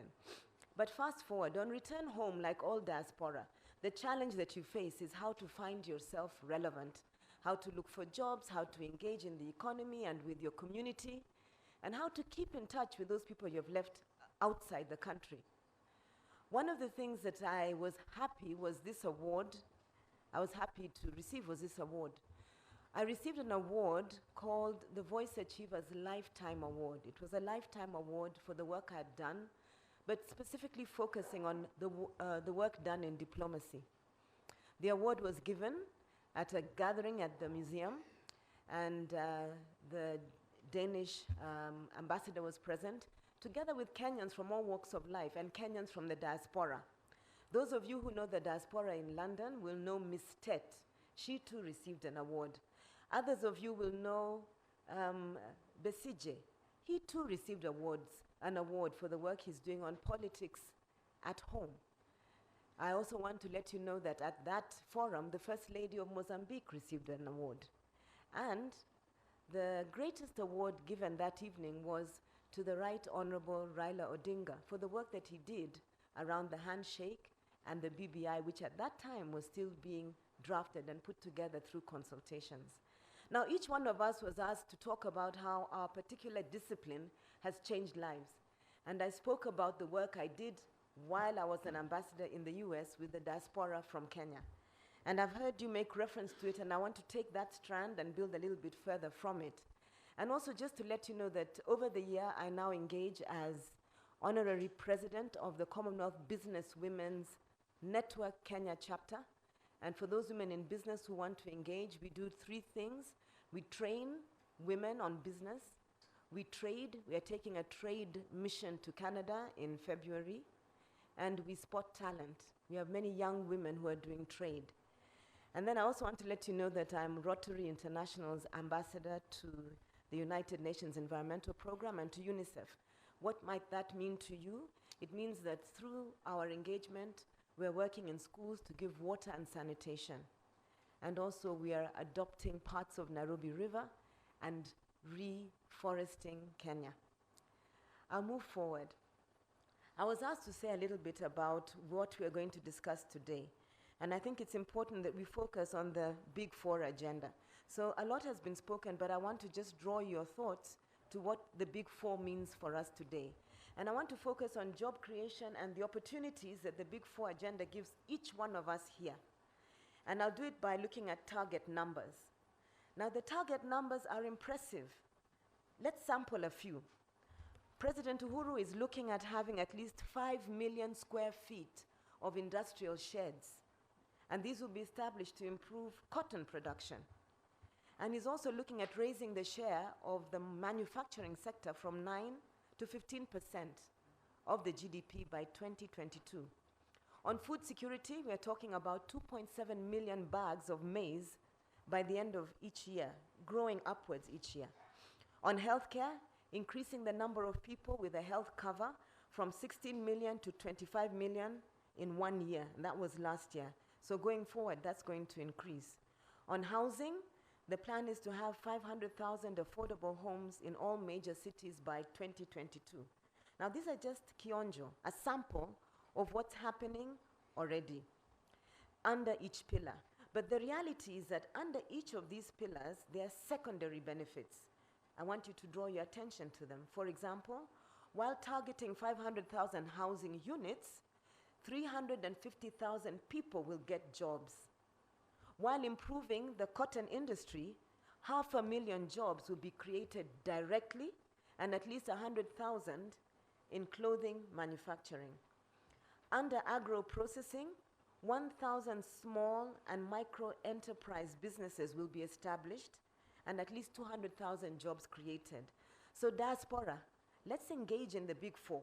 Let's engage with Kenyans, let's engage with government, let's engage with private sector, let's engage as members of the civil society to reap the benefits of the Big Four agenda. None of us should complain about feeling that there are no jobs being created. They're actually out there. I'll focus a little bit now on another sector that I want us to always keep thinking about very quickly, and that's the academia. I lecture at Jomo Kenyatta University, and I want to say, over the last few months, I've seen women continue to excel in academia. Diaspora, many of you are you'd like to be affirmed in your roles. And your role as academicians at home and abroad is very valued. So let's think together. And let's think today and in the 3 days ahead about how the Big Four agenda not only draws on the potentials of diaspora, but how the diaspora can contribute to these legacy projects. So let's not just sit down and wait for the door to be opened. Let's put our foot in. Let's begin to benchmark the Big Four projects and contribute to monitoring and evaluation. Let's document, let's share best practice, and let's be part of this Big Four agenda. I have a lot of notes, but I can see that the MC is standing up, so I want to focus on a wide-angle view. I can see with my wide angle behind me. She's got compact I don't know how many of us have taken a wide-angle view of development in our country and personalized what's happening in development projects into direct benefits to yourself. I ask you to do that while you're here for the next 3 days. I don't know how many of us understand that when you leave your office, that when you wake up each day to go to work, wherever it is, that it's important to start a meal because of these projects with yourself and family. Then go and work in something that satisfies you, preferably in an industry or in manufacturing.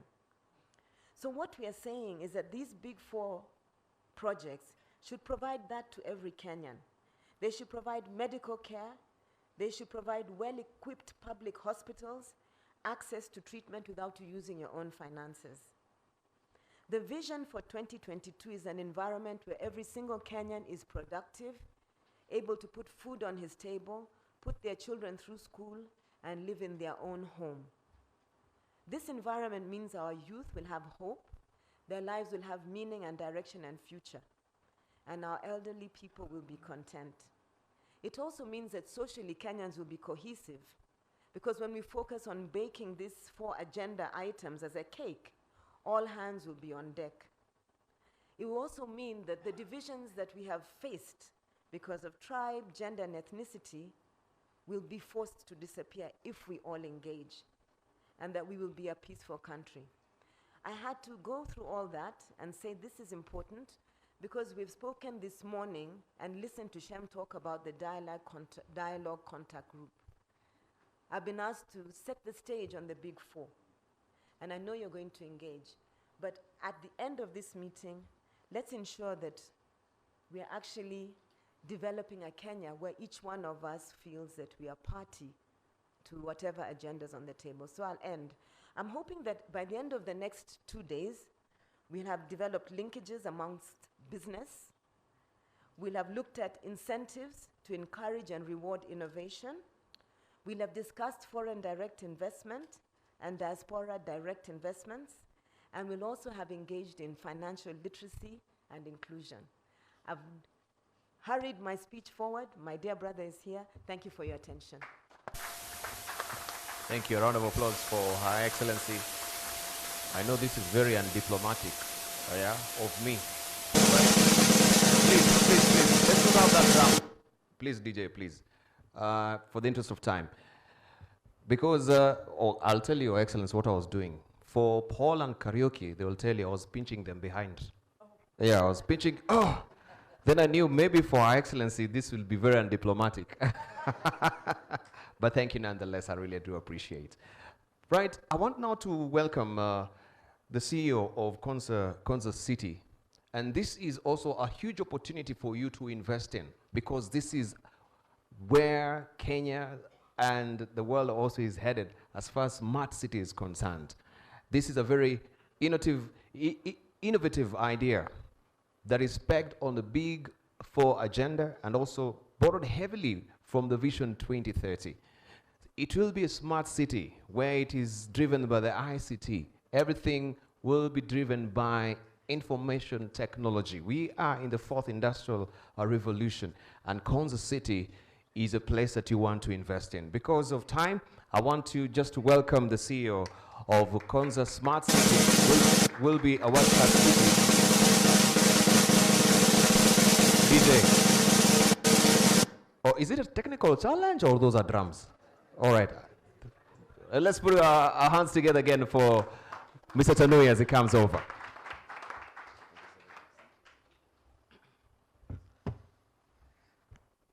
Thank you very much. I know lunch is near, but these are very important. You've come all the way, those who have come from diaspora, and one of the important things you should go back with is an opportunity that you can actually act on. I'm sure you are aware about Consa Technopolis as a project and the Vision 2030 initiative of our country, which is a transformational journey to transform our economy. And the project is a product of Vision 2030, and this is a great platform to present to diaspora. Most nations all over the world, the diaspora has played a very critical role. You look at Korea, their leadership in technology, diaspora played a role. You look at China, there is a lot of linkage and results of diaspora. In the European countries, they have had impact internally and global. A great example is Ireland. I managed to visit a museum there called EPIC, which shows the history of the Irish diaspora, the impact on the global space, and both also locally in that country. So the potential of the impact is huge. Israel today is regarded the startup capital of the world. It's also the hub of research in the world today, cybersecurity and other key areas, including agriculture. And the role of diaspora there is also very big. So we can go to next slide.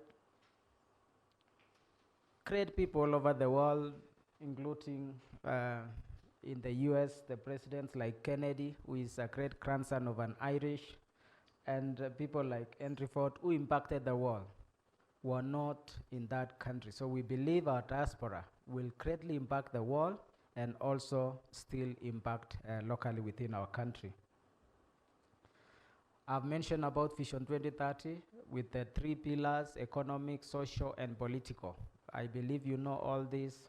One of the area we fit, or we are in the economic pillar as one of the flagship project amongst others, but this is very key and unique in one specific area.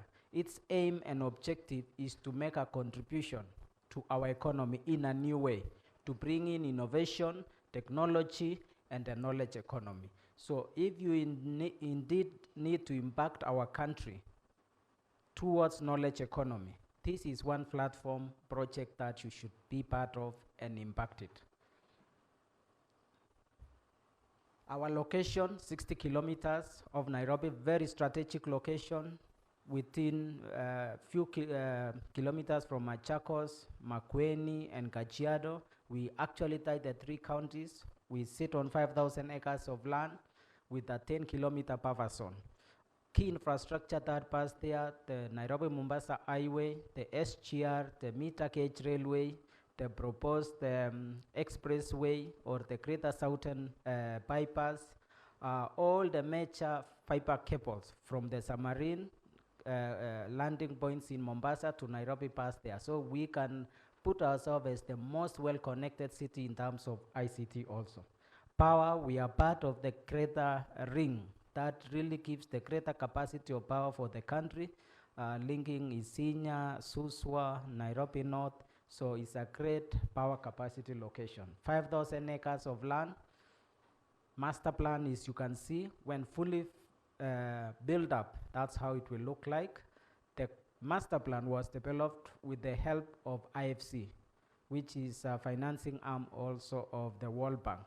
And so we've got great minds and great top consultancies from the world who has input to this project, but we still need our diaspora. And I'm privileged that I've got support from many diaspora who have played a role to this stage, individuals and organizations.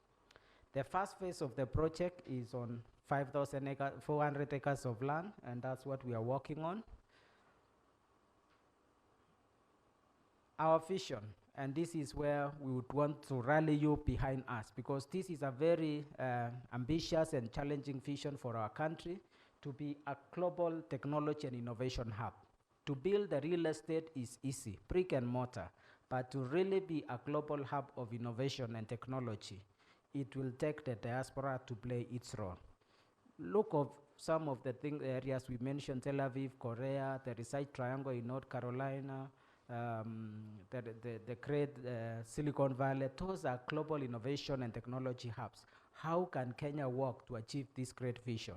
It will take us working with you, especially those who are top in your academia areas in diaspora, those who are top in your technology firms and companies all over the world, those who interact with the top in the world in the financial sectors. It is an opportunity that we can interact and partner to make this reality possible for CONSA and for our country. To achieve this, we've seen two pillars that we need to. One is we must make world-class infrastructure and services, and the other one, we must develop the knowledge economy. So those are the two pillars that will make us realize that call to be a global hub of innovation and technology. And the assurance, because this is important, is that the project has taken off.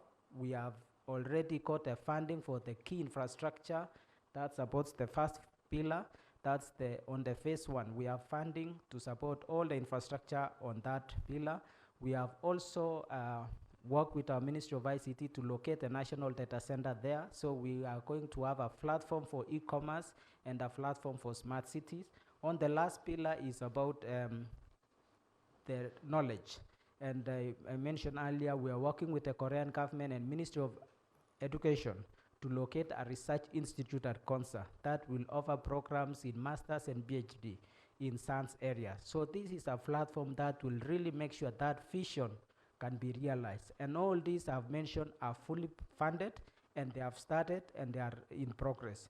So this is a project you can partner and take the opportunities. And interestingly, we are building it in a city. So opportunities for city support, residential, office, city support like hotels, all those opportunities are there in CONSA. And this is a safe investment, supported fully by the government, fully owned by the government. It is one of the 4 gazetted special economic zones in our country. So you also will enjoy the benefits provided for in the special economic zones. The focus area of the city is 4, that's engineering, ICT, and life sciences, and we're looking at how do we attract the top research and development. We want to be like Tel Aviv, when multinationals in the tech space are looking for a location to put their innovation or research facilities, CONSA to be one of them. We're looking at educational institutions. We're looking also at the commercial, and of course the city support facilities. Smart city I've mentioned, and we are lucky as a country in terms of ICT. Those of you diaspora, you have traveled, but I'm sure when you come to Kenya in respect to ICT, in terms of coverage network, data speeds, you feel comfortable. We are almost at par with the top cities that you can visit across the world. But now we want this to make it a wholesome in a city system. Nairobi city already have digital city solutions, deployed cameras, and many others. CONSA, we have a chance to do an excellent one because we are doing everything from scratch. The planning is excellent, and it's a city that we hope in the future we can host such a convention and you can experience it. So I think we can go to, I would not want to focus on the smart cities, but whatever you can conceive about smart cities, I think this is an area we can assure you we will make sure on index of smartness of a city, we will achieve the highest possible. Some of the achievements we have achieved is, maybe you can go next slide. We are already working on the infrastructure. We'll share some clip of current status to the chairman, Dr. Ojuado, then he can share with many of you. The first building is ready in CONSA, and we are closing our Westlands office. We'll be operating there from March next year. Basic infrastructure required utilities to support construction, water, power is in place. Recently, in about 2 or 3 weeks ago, we launched a 400 kV substation at CONSA. It is one of the 4 substations being planned for the country. And we are being assured that we can access over 2,000 megawatts. That's almost the current national power capacity available at CONSA. Research Institute, the photo you are seeing there, construction should begin by May, June next year. The designs are probably to be completed this month of December. January, we are going into tender to get a contractor to start work. Fiber, I had mentioned, we are privileged, we are at the main corridor, so it's one of the most well-connected. National data center construction has started of that building. We are now at the foundation stage. This infrastructure, we are currently about 17%. So we need about another 30 months to finish, but if you visit us another 6-7 months, you'll see the first tarmac road, the first smart city solutions. You'll see a few photos of some of the great solutions of a smart city. This is the first, probably the first solid waste solution in the country. This solution from Finland, solution separated at source and distributed to a common area. There'll be also investment opportunities for operation of solid waste, water, electricity, and you can discuss with this. We have a stand outside there if you need more information. Let's go. We have a process to onboard investors. If you are looking for land, please join up as Diaspora. Please, you can choose a location. In Nairobi today, you cannot choose a location of your choice. In Konza Technopolis, you have that opportunity that you can choose a corner plot, a corner location as an individual, as a company, or as a group of our diaspora. There are many investment opportunities that you can link us to the top global companies across the world. Contact us and see how we can locate these investors and businesses that are looking at emerging markets, Kenyan market, the African market. Indeed, Kenya is the window, and Konza will be a great location, especially we are special. Lastly, before I finish, we have built a very close relationship with Korea. And besides the funding for the Research Institute, we completed recently a process of a pre-feasibility study to establish what we are calling a digital media city to support TV, broadcasting, filming, animation, the great things that 2.2 billion funds by a 7-year-old can be possible in Konza. And we are putting up the infrastructure. There is a city we visited in Korea, it's called Pangyo Technofale. It has only 70,000 population. Their GDP is over $70 billion. 70,000 people, just look at that. So currently, if you go back to that slide, so that's an area we would be attracting you to invest and look, especially if you are looking at the creatives. So we are going to work on this in the next 2 years in partnership with Korea, the Kenya Film Commission, the private sector in the media. We are working on it. These are great. This is inside the bigger project of Konza. Last 3 slides. Just, we are thinking of a signature building for Konza that can be owned by Kenyans. So these are some of the concepts we have, some people are proposing. And you are welcome to give us suggestions. You are welcome as experts. 2 things you can do for us. One is to mentor our young people in this country. We are glad to hear the big names and the great things you are doing in the multinational organization, the NGOs, the UN agencies. Please help to mentor us, and not only the young students, but even the officials of government in offices like myself. As privileged Professor Washington Ocheng, looking for me and spending almost 1 hour sharing what he thinks I should do. That's what you should do, and in every of our government offices, we are open to listen. Lastly, play a role in our economy by adopting this city to be your project. You have a great opportunity, and I told Governor who was appointed to be 48, if he's looking for an office, the seat will be in Konza, and we are ready to support you. Thank you very much, and we have a stand out there. Please visit, engage us, go to our Facebook, Twitter, Facebook. You will get all the information. Thank you very much. Thank you. Before you go, Bwana CEO, just a question. When we were looking at that building, if you may go back to this beautiful building, look at that. This is wonderful, isn't it? You know, also Kenya as a country developed the digital master plan for Africa, for the digital economy. So we can actually pat ourselves on the shoulder and clap for that. This was launched by President Uhuru Kenyatta in Rwanda early last year. One big question. We are talking about the green imperative. Yeah, sustainability. is a next frontier in everything that we do. And I was in a forum where even the governor of Central Bank, Dr. Patrick Njoroge, was saying even the future of finance is green. Is the building green?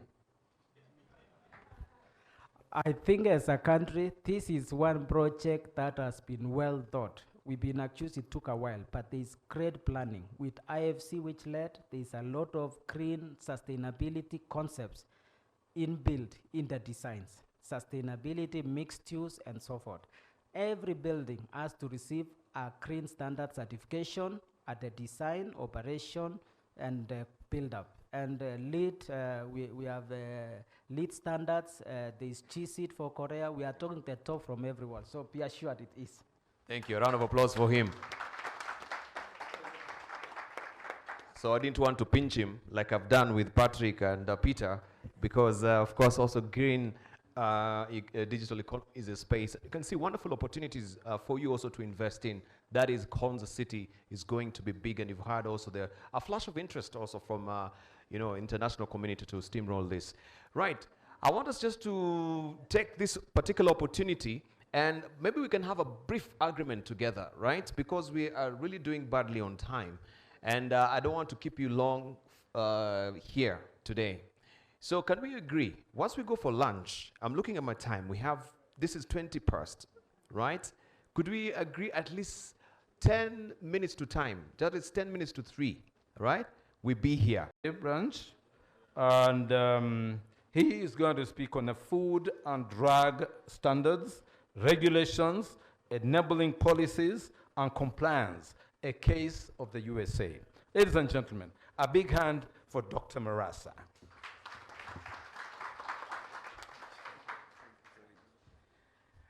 Thank you, MCA, for the kind invitation. First and foremost, I want to thank the organizing committee for inviting me. My name's Dr. Bernard Marasa. I'm the current president of Kenya Diaspora Alliance. I'm sure most of you by now are aware of what Kenya Diaspora Alliance stands for, but I'm the president of the US affiliate. We've come very far as KDA, and I stand here today very proud for what the Kenya Diaspora Alliance has done through the work of our global chair, Dr. Shemo Chwodo. Please, let's give him a round of applause. This movement has come a long way. For us to be here, and the recognition we've got from the government is through the work of hard-working people like Shem and the team. And now, as KDA USA, we are a very important cog in the wheel. And I have a colleague here, Chazelle Priest. She's coming to Kenya for the first time, or Africa, as a matter of fact. And so far, she's been received very well. She's gonna give more information in the next session about what KDA USA is doing and the work of the current chairman, Dr. Ngwen, who is the current chairman of Kenya Diaspora Alliance, and how they are, through their work, they're enhancing the collaboration between USA and Kenya. I stand here wearing two hats. As president of KDA USA, I won't do my team in KDA USA a privilege without pitching in a few words. Our current chairman, Dr. Ngwenyi, is very well known in connecting diaspora networks. So KDA USA is going to have several diaspora groups coming together. It's going to be a big group. And in the next year, we're organizing a major conference. And we want partnerships through businesses, what I've seen here, and through Dr. Shemo Chwodo, is our global chair, is going to be sharing. KDA USA has facilitated a lot of government efforts. A good example was the voting registration. We've supported our mission, especially the Kenyan mission in DC, through their staff to travel to various sites within the USA to register Kenyan diaspora who wanted to vote. Unfortunately, it didn't happen, but we are not losing hope. We are hoping in the next election, the Kenyans in the diaspora will be facilitated to vote. And lastly, but not least, I stand here as a Kenyan skilled worker. I'm a doctor by trade. I work for one of the most important regional bodies, regulatory bodies that regulates food and drugs in the US. And this invitation couldn't have come at a better time because a few months ago, there was a crisis of food contamination. Was it maize, aflatoxins, and also sugar, which the country was grappling with. So I want to share a good example of what US Food and Drug Administration does where I work. I had a presentation slide. If please, you can put it on board.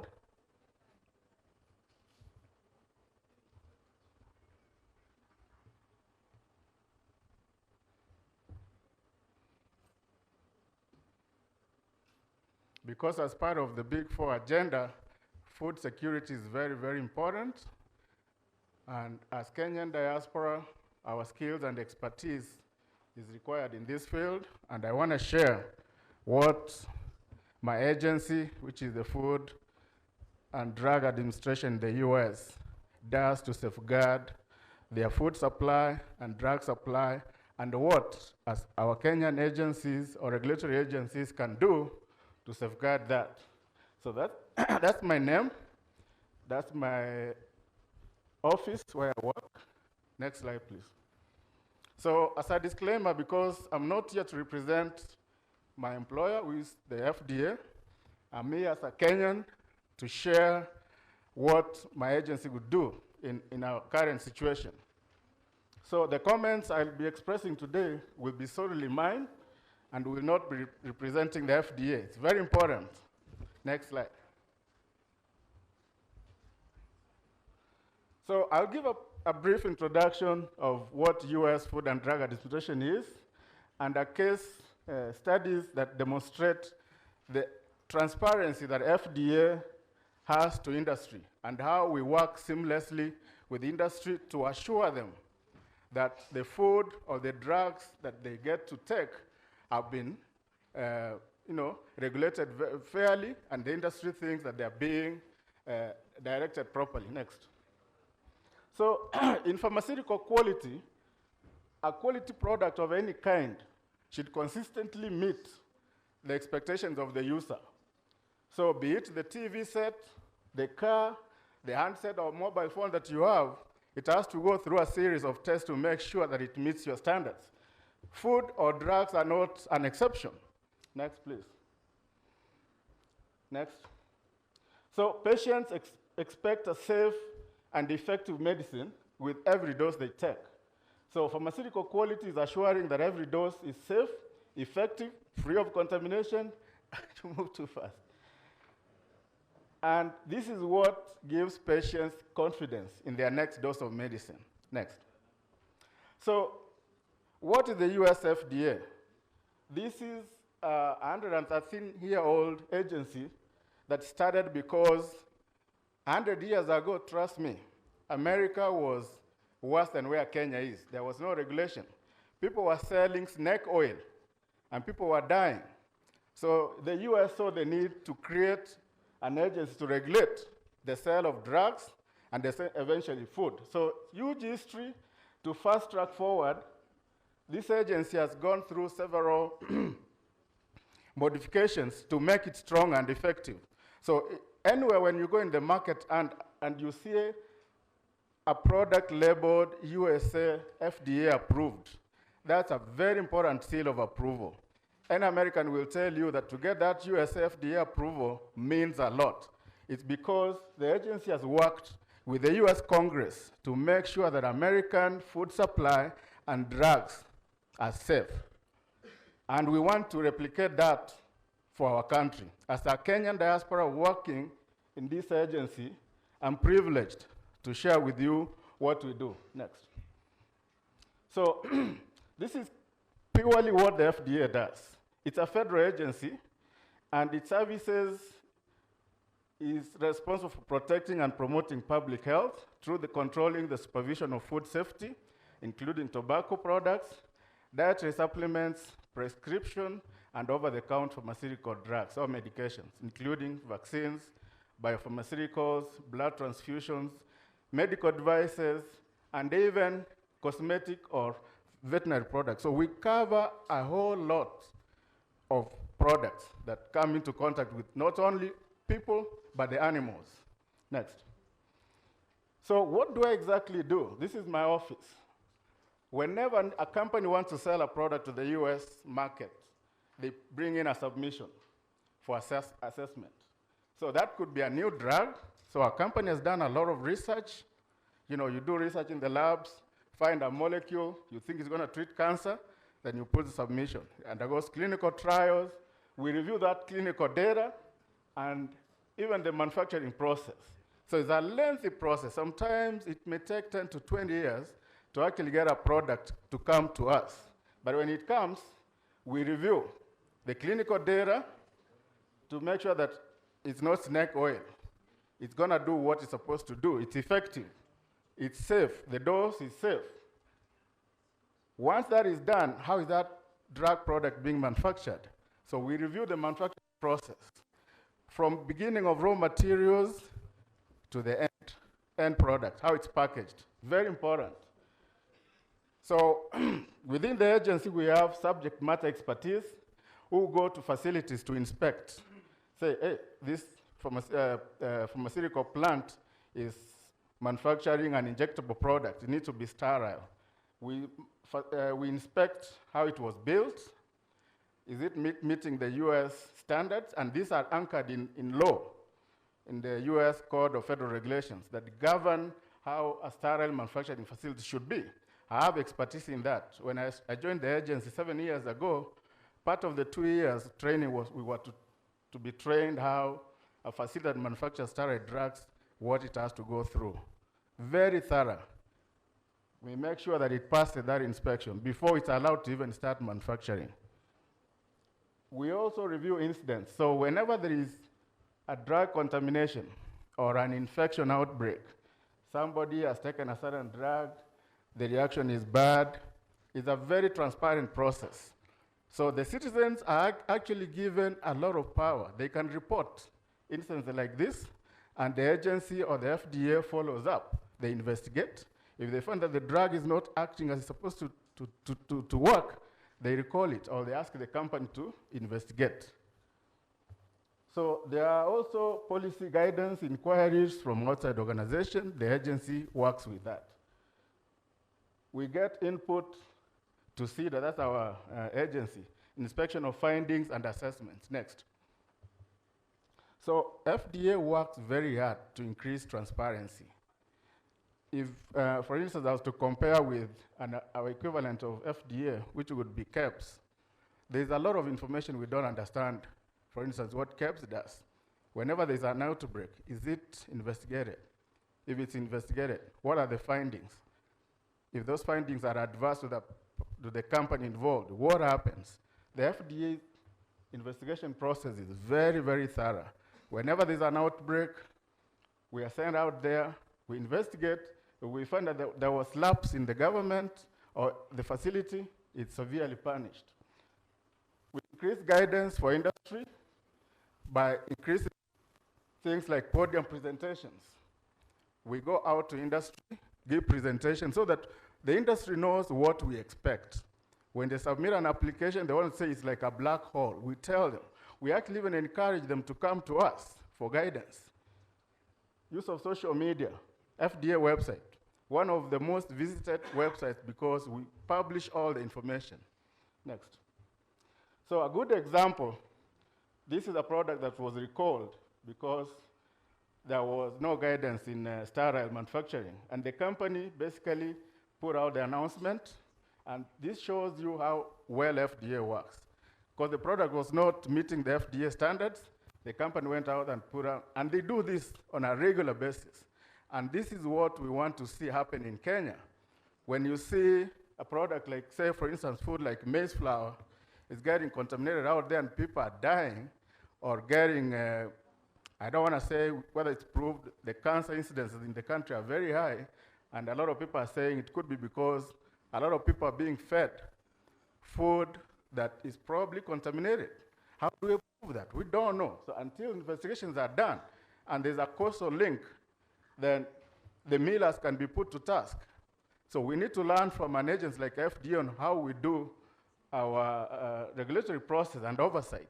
This is a good example. So this is a big company, but they were forced to recall the drug, costing a lot of billions. Next.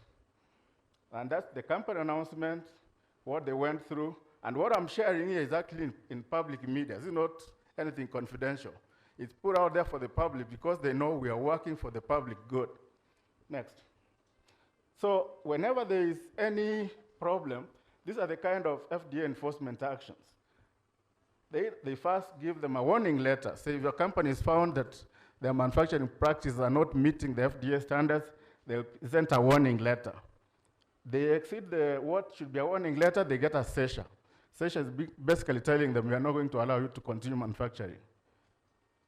Worse, get an injunction. Or whenever we think there's a criminal prosecution, they'll be prosecuted criminally and then be fined. Next. So what are the lessons we can learn from FDA? First, FDA has evolved over time. Whenever we see there are gaps in the law, because companies can always flout when they say there's a gap, we make sure we learn from any outbreak. It's investigated, and if it's found that the law, there was a gap, they work with Congress, make sure they enforce the law, and it's anchored in the Constitution. They work with the legislative body to enact the relevant strong enforcement laws. Also, work to build public trust. For instance, in Kenya right now, a lot of people are scared to eat maize flour, which they don't know where it has come from. So our regulatory agency needs to build trust, make sure that Kenyans, whatever they're eating, has undergone proper vetting, they're not being put at risk. The same can be said about drugs. A lot of the drugs out here are substandard. Not that I want to put our caps down, but we can learn to protect our people to make sure that the drugs they get are safe and effective. Lastly, we need to publicize investigation of findings of any misbranded or adulterated products. Case in point I've just shared. There are some misbranded drugs out there. Companies come dump, and our public is left at their mercy. Next.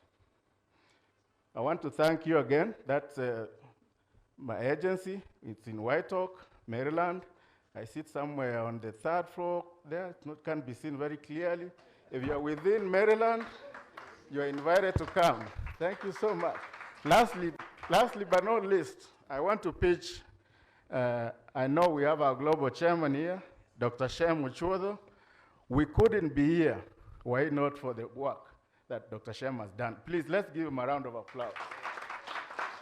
KDA USA is where it is because of the hard work of Dr. Shem and his friends. Paul Gitonga and Dr. Shem are board members in the KDA USA affiliate. Chasel is going to share more on how well we are working together, but it's beautiful to see the interest that the government has now in diaspora.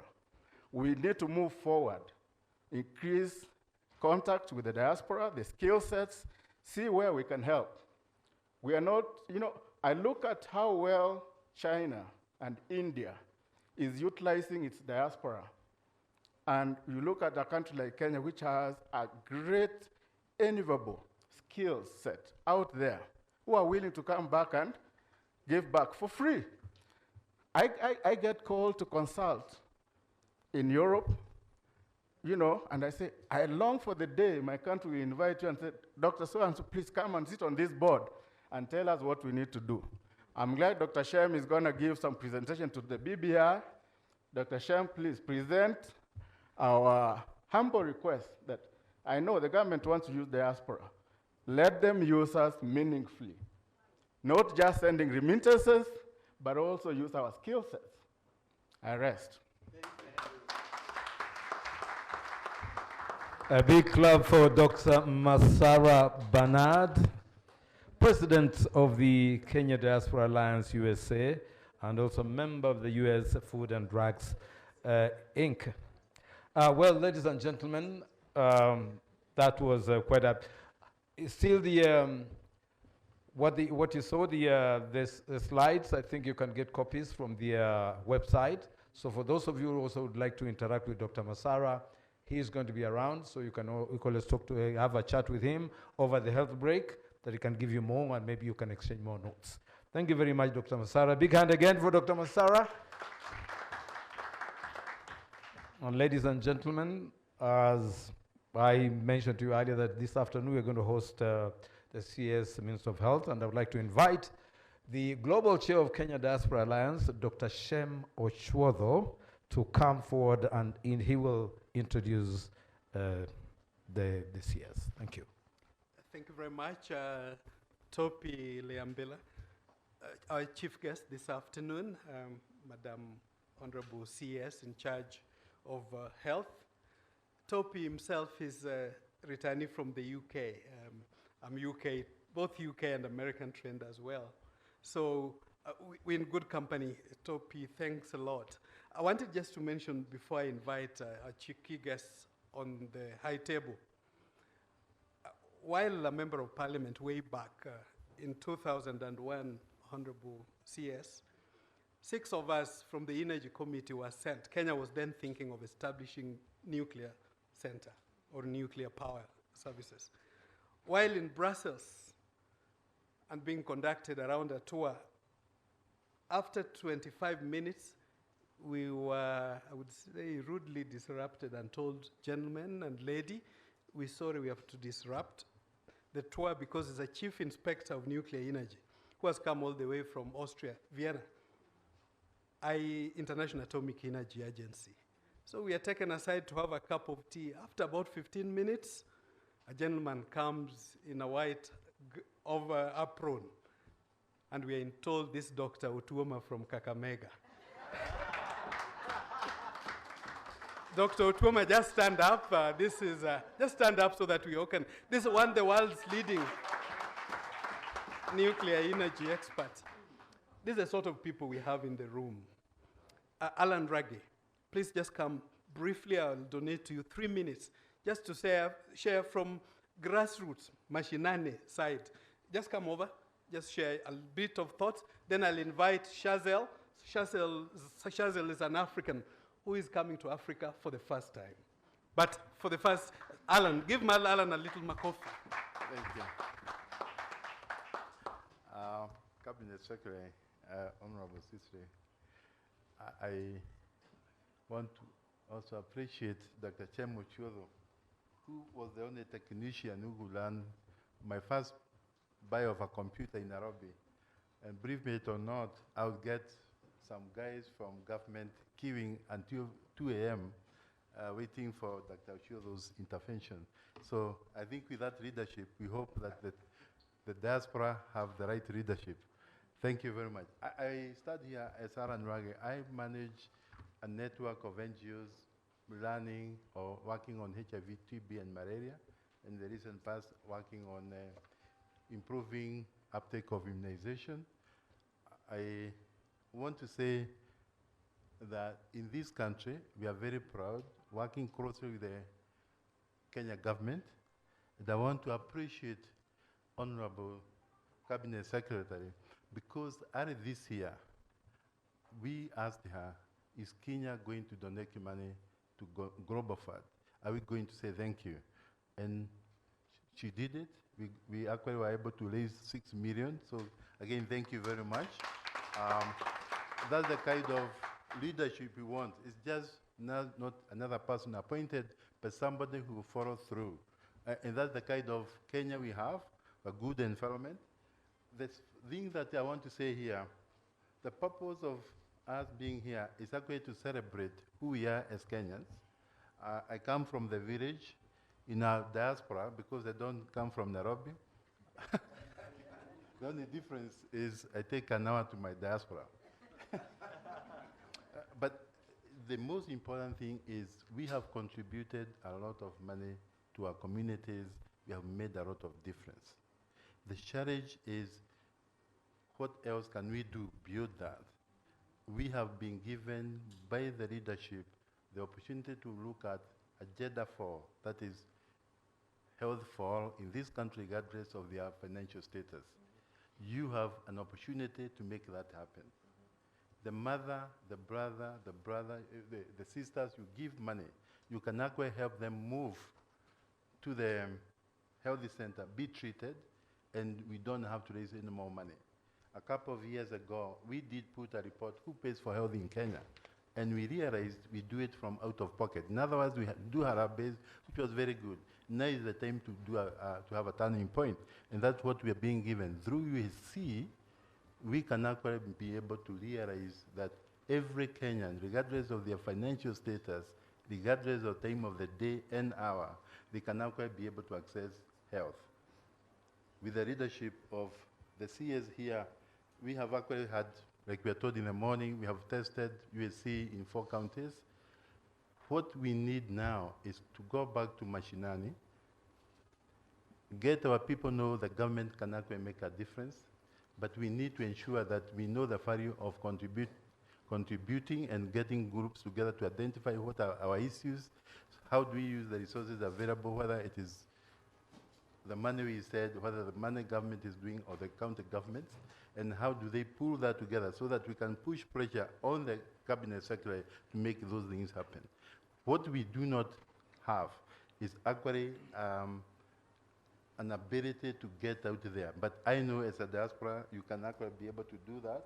We can actually be able to bring in other countries. This morning we had Zambia.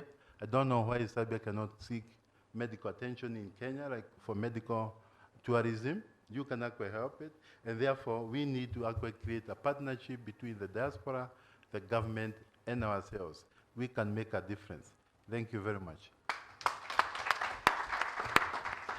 Thank you very much, Alan Reggie. Yes, as he says, we came from a long way, Honorable CS, from the days when if you wanted to send email to Kenya, you would have to wait for a week. Actually, it would come every Wednesday night. We would pick it from London on our server and then distribute to even UN agencies in Nairobi at the time. So we've come a long way, but we've made progress. As we celebrate Silver Jubilee, 25 years is Silver Jubilee, I'm told, of internet in Africa. Madam Shazel, please come over. Madam CS, as she comes over, our main goal is how do we connect with governments to utilize diaspora resources, financial and otherwise, to better the lives.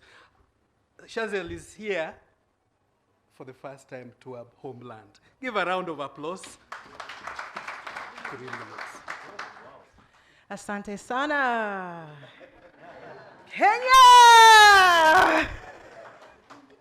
I am so overwhelmed with joy and excitement, and which is rare for me. I'm sometimes at a loss for words for the welcome I've received before I arrived, but since I've been here. Kenya is an enormously beautiful country, and is shown through the eyes and hearts and love of all of you, so I thank you sincerely. My role here is twofold, and I'll just be another 2 minutes. One, I'm speaking on behalf of Dr. David Angwenyi, who is the current chairman of KDA USA, and also CEO and founder of GCK, or Global Connections Kenya Link. I'm here to present his work. I'll be doing a brief presentation Thursday afternoon around noontime. And the reason why it's important is because he, born and raised in Kisii, now a resident of the US, is one of our diasporians who reached back, not just in conversation or in motivation or inspiration, but operationalized how to transform your community. This is a model that has been simplified and structured, and we'd like to share it with you so that it can be replicated. The people in this room represent how many communities in Kenya? 10, 15, 20, 30 maybe? Imagine what each of you could do in your communities if you were shown a model that has worked in a community just like yours in Kenya, to solve problems in healthcare, for example, in malaria, food, water, food security, education. So Dr. Angwenyi's program of educational diplomacy has transformed the lives, at last count, of over 10,000 residents in the Kisii area. My second job here is as an African American. I know the fight and the struggle that I personally experienced, and many of my brothers and sisters do as well in the US, of the mindset of some hidden, spoken or unspoken struggle or competition between African Americans and Africans, which really doesn't exist. It's a fantasy. But it exists in our minds. And as any of you know, the first step to any transformation is a mindset shift. So I challenge each one of you, and you always means me too. I challenge each and every one of us to examine our mindsets, to find the helpful and the unhelpful mindsets that we carry around with us every single day. And I challenge us to examine them. If it's helpful, hold on to it. If it brings you closer to your goals, if it brings you closer to your community, if it helps you to achieve the common goals that we have as people, hold on to those, embrace them, and grow them. Now, if they're unhelpful, if they create strife, division, competition that's unhealthy, let them go. I don't care how long you've held on to them. I don't care who taught them to you. Let them go. Because once you know better, you are required to do better. So I challenge each and every one of us with that. Again, I thank you, Asante Sana, for your welcome. And I look forward to the work that we will do together to improve Kenya and Mother Africa in the future. Thank you. Thank you very much, Sister Chazelle. Honorable Chief Guest, as she speaks, we often distinguish at KDA various categories of diaspora. There is historical diasporas, those who were taken away from us forcefully 600 years ago to the Gulf and 400 years ago to across Atlantic. Also, for the contemporary diasporas, as we call them, those whose parents, second generation, or themselves went away because of economic reasons, or one other reason or another, we also have 4 types. We have the diasporas non-residents. They spend less than a certain amount of time in Kenya in any given year. Then there are the returnees, those who have been, have since come back. Then there are those mixed families. They are Kenyans, but they are married to Rwandese or to Swiss. And then lastly, there are aliens in Kenya. Okay, I don't want to call foreigners in Kenya. We also consider them as diaspora. Those 4 are individuals. But Honorable Chief Guest, we also have a category, corporates, Kenyan companies doing business outside Kenya. KCB Sudan and head of diaspora banking KCB is with us in the room. Not to mention UAP Tanzania, NTV Uganda, GeoNet Communications New Jersey, Kenyan, 70% Kenyan owned, diaspora owned. So normally some people may live in Kenya, but they run businesses outside the country. So they also qualify as diasporas. Without much ado, ladies and gentlemen, at this point, just 2 brief ones on behalf of the diaspora colleagues. Then I invite Amit Thaka for the private sector to say some words, and then invite our chief guest. I just want to state, one, we do know that the significant resources that come into the country go, we are told, into family support, 75%. In 2014, when we started this journey of the conventions, only $1 billion was coming into the country per year. And we set a target. We said, can we, within 5 years, double that amount? I'm pleased to report, Chief Guest, that we not only hit that ceiling, but we surpassed.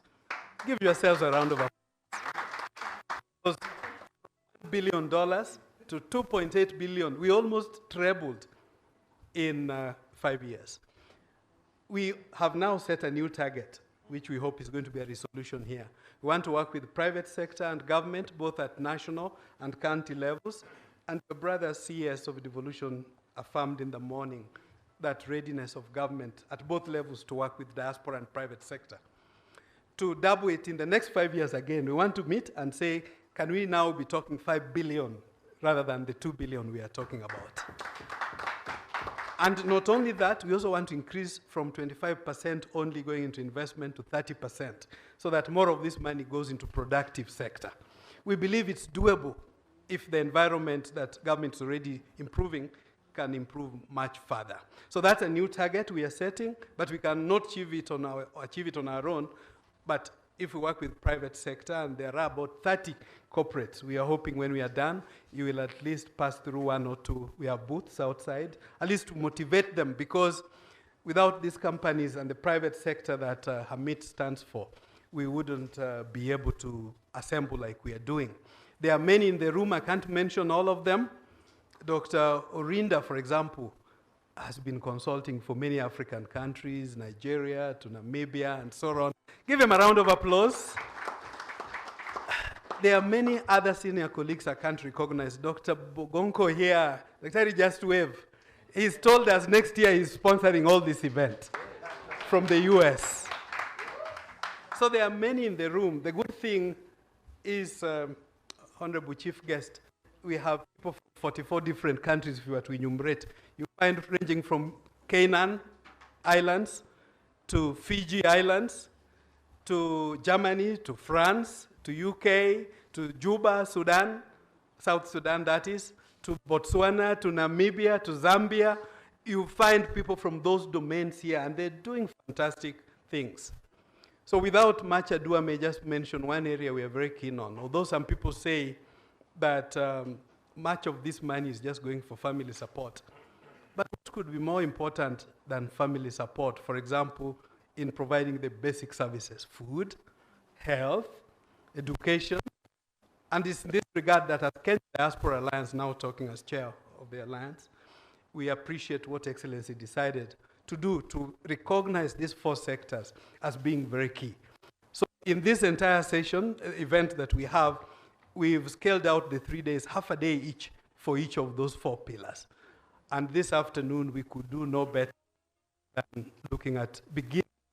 I can whisper now that Honorable CS, PS for housing not here and agriculture, I can whisper that we are starting with health, partly because when we did a quick scan of diaspora experts outside, Kenyan professionals outside, it would seem a majority in the medical field. Give yourselves a round of applause. So we said, if that be the case, we are bringing them to your doorsteps, Honorable Minister. We are told for cancer, perhaps we need human expertise. Again, technology now allows through telemedicine. Some can also participate either through sabbatical or through technologies. At this point, without taking, it's not my day, Amit, as he comes, is a very special partner. Kenya Health Federation. Give them and the CEO Anastasia a round of applause. They've done so much for us, Madam CS. Thank you. Good afternoon. It's a real pleasure to be here. Madam CS, Cicely Kariuki, CS for Health, Kenya Diaspora Alliance, Global Chairperson Shem Ochodo. I've seen that Diaspora Youth is part of this grouping. Diaspora Investment Club is part of this grouping. And all the other partners from the diaspora who've been able to put this together, and many champions, Shem, that you've mentioned, good afternoon and welcome. I'm sure you're delighted to be in Kenya, and you couldn't have come at a better time in Kenya than at the moment when we're discussing the Big Four. I'm so glad you give health sometime this afternoon, and the blend between public and private sector is, I hope, is something by the next few minutes we'll be able to sketch for you and give you an overview of the perspective of where private sector and public sector see healthcare as it grows when you're trying to move it from 2 billion to 5 billion. I hope, like you said, the majority of the diaspora was medical. I hope the majority of 3 billion will be in the health sector. So it's our job to do that. I want to share experience and opportunities, just two things, as we talk about healthcare in Africa. I've been in the business for 25 years, and I've been on the ground investing funds, started a company called Avenue Healthcare, and when I started, I was the first doctor, myself. But then the second doctor was Dr. Edwin Bogonko, who is just here. Edwin and I studied together at the University of Nairobi. And when we started doing mobile clinics, you remember how we started clinic by clinic, corporate by corporate. And right now we probably see about 80,000 patients in about 21 clinics and 2 hospitals, just to show where the growth has been. And we employ over 850 people. But I'm just giving you my experience and my example. Over the 25 years in healthcare, I can tell you the last 10 years, Madam CS has been the most special. And let me share some numbers with you. When we started our business as private sector 25 years ago, it was very difficult to engage and have partnerships. And the leadership in the government has changed so dramatically. I can tell you, everyone from the diaspora, that look at the relationship that Kenyan private sector has with government. It's an envy of many, thanks to the leadership we have with government, honestly. It's helping us to create an enabling environment. Our contribution for the health sector in 2004 in Kenya was 1.5 billion. Last year, when we did an analysis of our own corporates and looked at the footprint, we had a contribution of 4.5 billion already. So the growth has been dramatic. But what we were able to do actually, and used financial consultants, and this figure we shared between the ministry and ourselves, that the potential is what I want to share with you. Between now, 2020 and 2030, is to change the 4.5 billion, and the growth projection is 11 billion in healthcare that will be around the private sector. So this is really something that I believe is experience, and it's thanks to many of the organizations. I'd like to recognize many of the private sector organizations here, and I'll ask them to stand up. I know AR is here, PharmAccess is here, Kenya Medical Association is here, professional associations and institutions, if you can just stand up. Those of you who are already in Kenya and part of the private sector association, can you, and private sector industry, you can stand up and give them a huge round of applause. Please, the team from Diaspora, feel free to engage with these healthcare champions who can give you a good sketch of what they're doing, and you can network with them over time. My experience in the field has been that the engagement we have with the Ministry of Health through public-private dialogue is real. We have had ministerial stakeholder forums with 5 ministers of health. And recently, with the Ministry of Health, we have an MSF every quarter. What does this mean to the investors out there in diaspora? It's having an open discussion and dialogue, talking about enabling environment, regulations, including everything around Big Four and UHC. Our frank discussions have enabled us to have successes. Let me explain to you a few. The Ministry of Finance imposed a 16% VAT on raw materials that came to our manufacturers. We have about 36 manufacturers here, and the raw material were getting a 16% charge. That was a new charge, mainly from India and China. Through the dialogue of MSF, we were able to discuss this, get into lobbying, because I think you know the word lobbying. We call it advocacy. But through effective engagement, we were able to expunge and reverse that 16%, so there is no longer VAT on raw material that comes to Kenya. This is making our drugs being manufactured in Kenya more competitive than packaged medicine that comes out. Another advocacy we had with the ministry was to recognize free movement of professionals around East Africa. We pay $4,000 for a permit. You know that. And this $4,000 gives you a permit to work in Kenya for 2 years. Many of us in the industry pay that for suitable stuff that we want to bring from outside.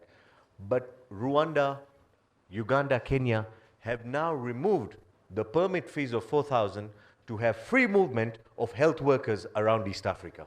That really, again, is just the beginning. It just shows that the momentum of creating an attraction of medical professions that are out there in diaspora is real. Challenges that you have need to be dealt with. Ease of getting into the system should be addressed. The regulatory boards like the Kenya Medical Practitioners Dentists Council are here. Everyone is listening. The minister, the CS herself, is eager to see collaboration not only within East Africa and Africa, but beyond our continent, such as even you've seen the engagement with Cuba.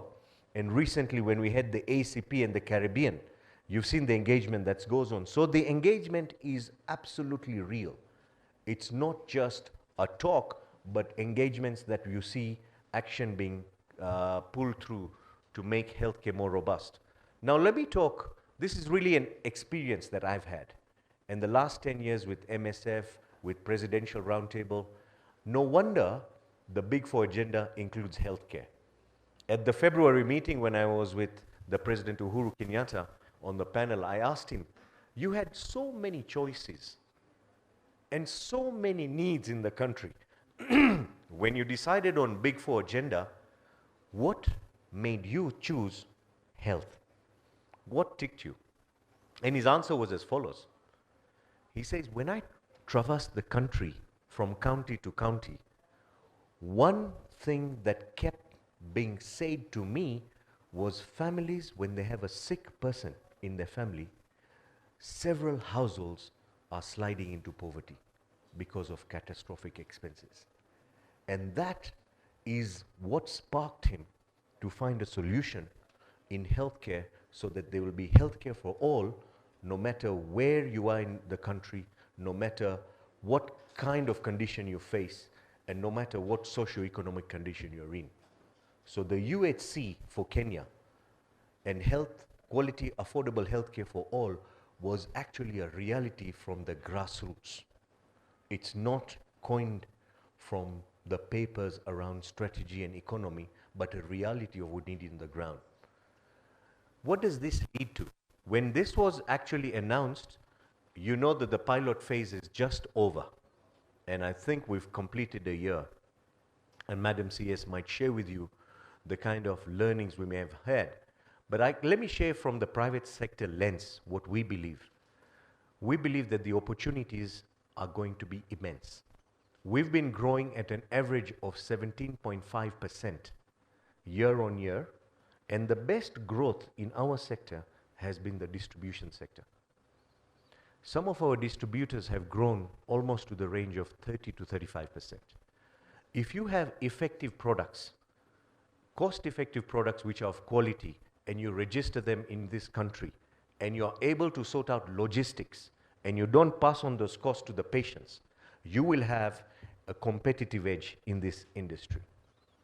We are trying to manufacture a lot made in Kenya. We have our own challenges. As you know, we have to deal with the cost of power. We have to deal with the cost of logistics.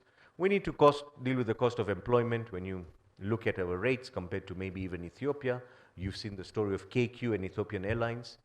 But I think in terms of East Africa, we are still the lion, because 50 factories that manufacture medicine in East Africa, 36 of them are in Nairobi.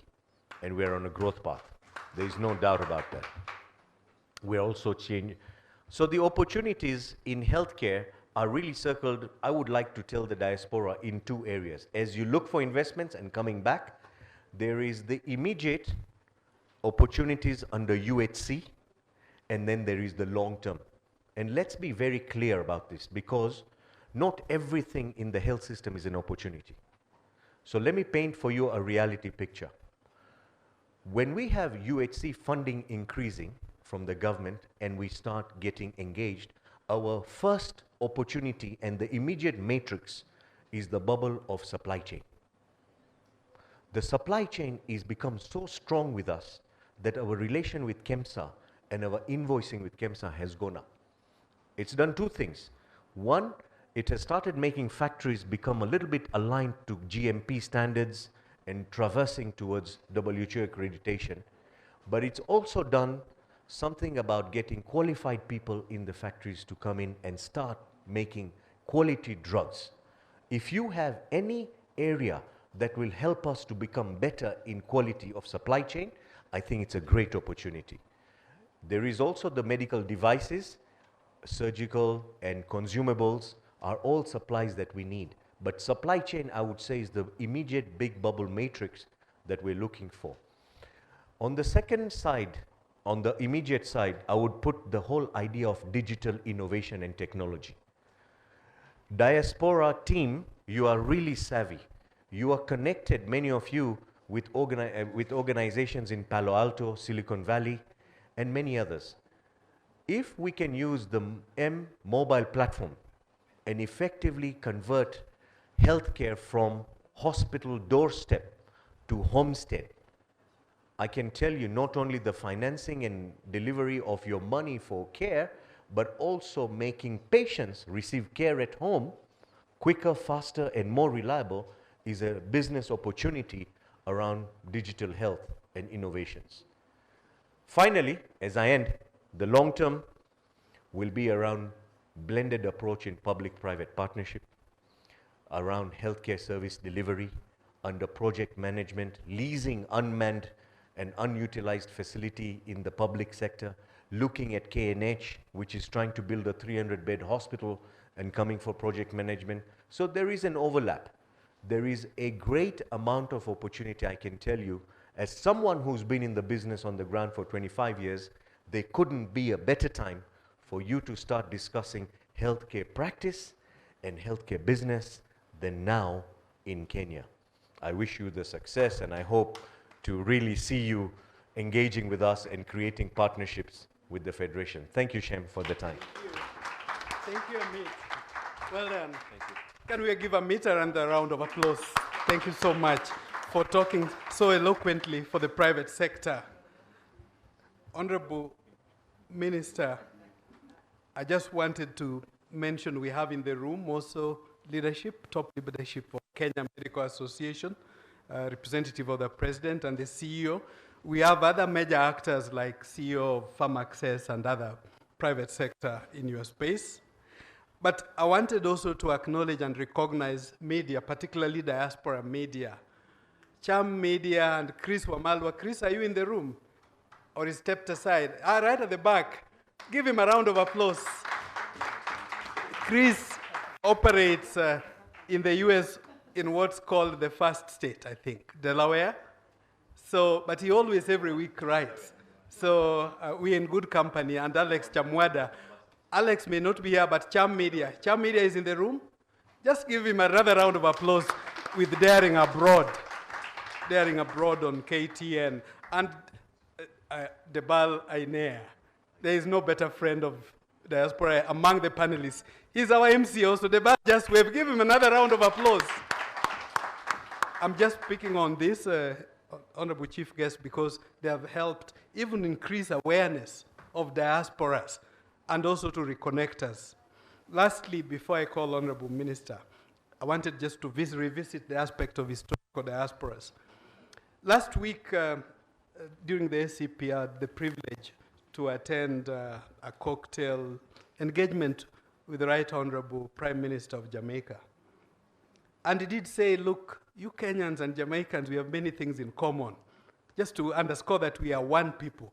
We beat the world in sprint, and you beat the world in marathons. So you're either Jamaican or you're a Kenyan.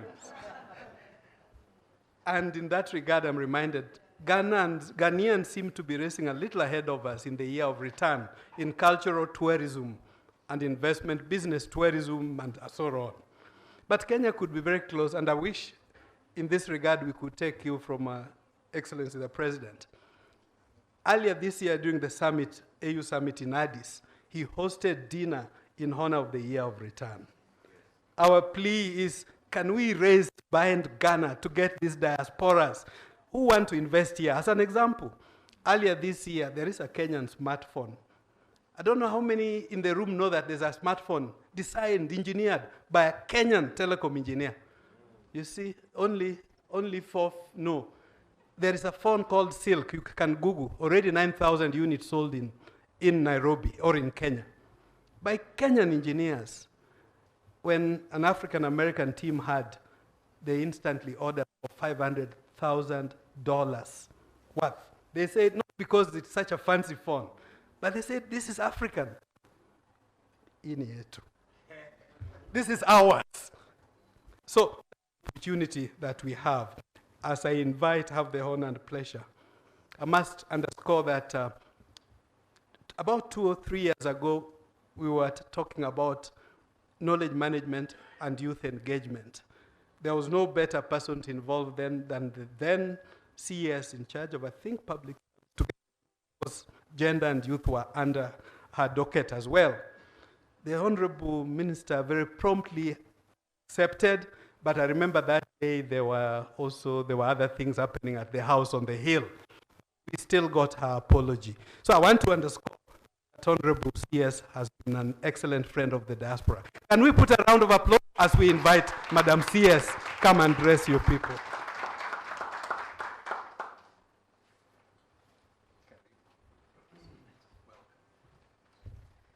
Thank you very much, Dr. Sham, my brother from another place.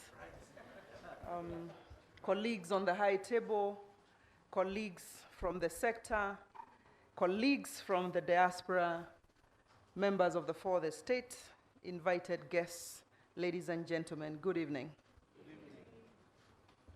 Good evening. Good evening. Nyinyi ni wetu. If the phone ni yetu, nyinyi ni wetu. A good place to start. Shem, today I have 3 items which project some negative energy. I want to start there. My portrait is missed out of the booklet. On the 4 big ticket items of the government, health is missed out. And the third one, when Amit speaks ahead of me, he effectively speaks what is on my notes. So I will try and sort of just move around the conversation because he has effectively, I think, Amit, you are checking my notes, isn't it? But let me take this opportunity on behalf of my colleagues, my ministry, to say to you who are visiting or coming home for the first time, Karibu Nyumbani, welcome home. Let me appreciate you, Shem, and your team for also being very deliberate and purposeful in making sure that this time the audience takes a reflection on the Big Four agenda for the government, and that indeed you've reached out to each and every one of us that has anything to speak about these 4 big ticket items for the current administration.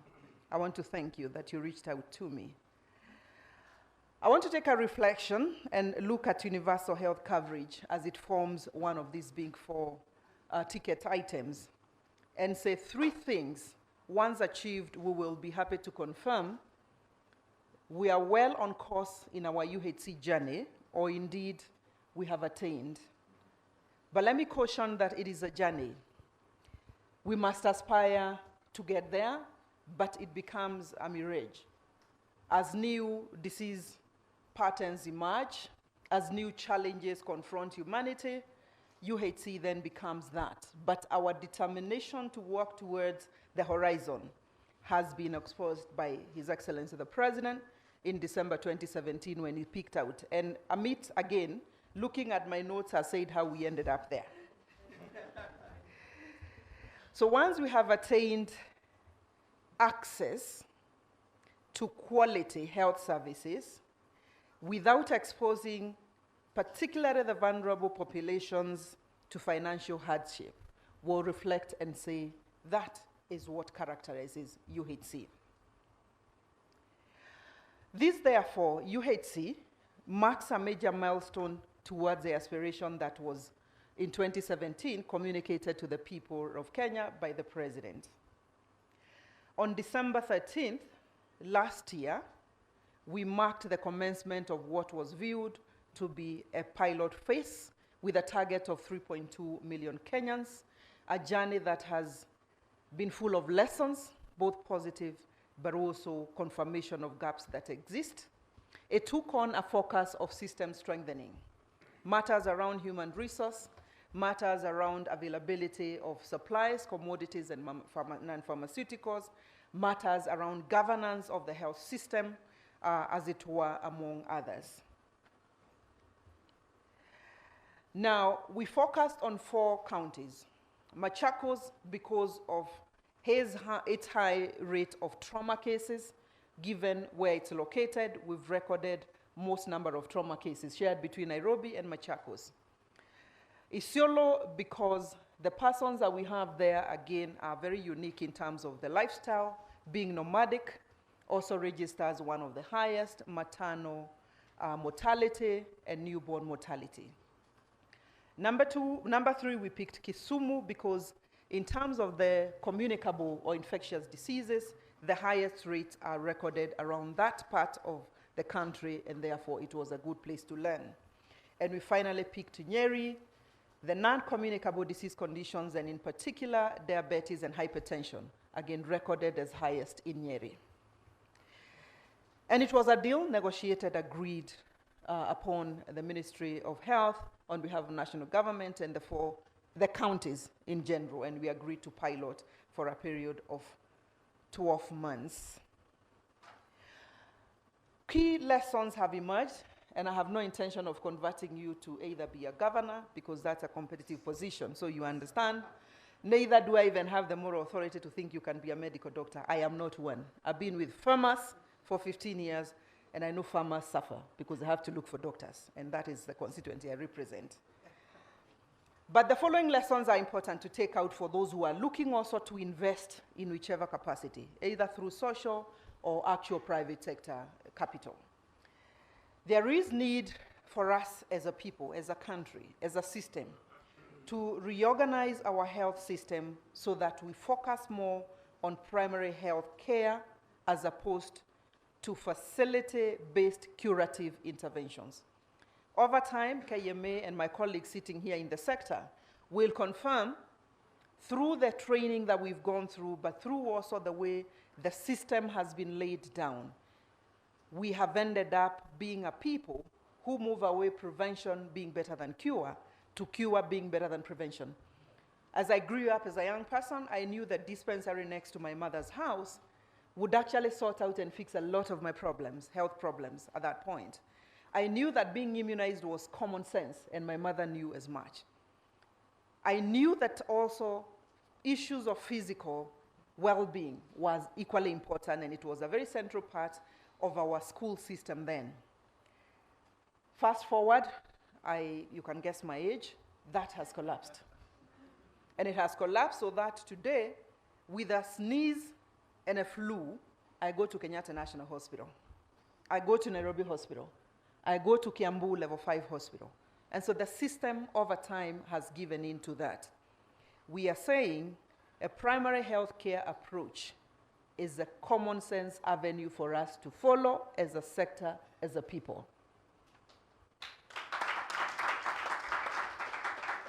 That has been confirmed because as we went round with a targeted 3.2 million people, more than half of them desired to go to the higher level facility, either the sub-county or the county, because particularly in the public sector, they had lost confidence.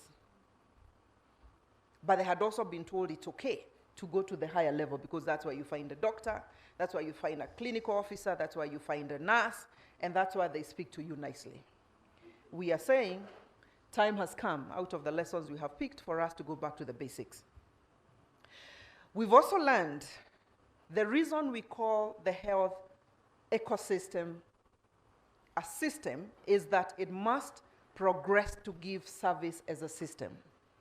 There is no HR without commodities. There is no HR plus commodities without governance. There is no HR plus commodities and governance without an enabling ecosystem, including a robust IT system. It is a system. We are also saying further, the determinants, the social determinants of health, including sanitation, are an important element of that ecosystem, and it must move together. Today, we must not be reporting cases of cholera in our capital city. Issues of sanitation, issues of housing are important. Issues of the road carnage that we see are important because we are driving traffic to hospitals that we ought not to be driving to hospital, if only we were careful on our roads. So the system must move as a system. Number 3, community ownership of UHC program is an absolutely vital input in terms of the success and sustainability of this program. Equally important, a political ownership is vital. Now, this comes into play because when it is time for politicking, and we are just about there in about 3 years, there will be a citizen who has benefited and knows you can't take away UHC from us. It is the only thing that you can give to us. President Uhuru Kenyatta has made that determination. We are enjoying huge political commitment from that level. So are we at the county level. But it needs to go lower because we have leaders in all the levels of our communities. And therefore, that becomes important for us to see this as a journey that is going to outlive all of us. The keen interest and intent to participate in the success of this program must be mentioned here.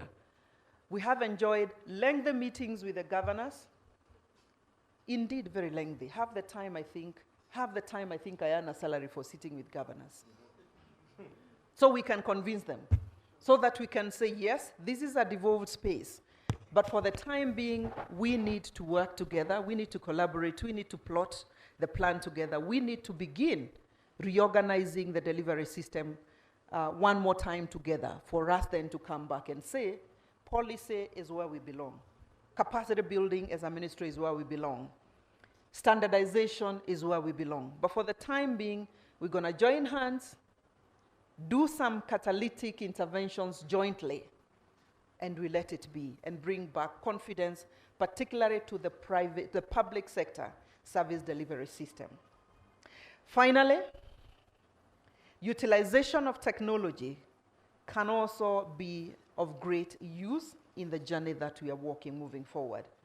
Utilization, and again, Amit has spoken to this at length, utilization of investment around our tech ICT ecosystem will count for much in terms of efficiency, effectiveness, real-time data for decision-making, and ensuring that we are able to reach particularly the underserved members of the population. Colleagues, having reflected on the above lessons and recognizing that attainment of UHC will require a substantial amount of investment, I do acknowledge the need for collaboration and synergy between the public and the private sector, and now the diaspora.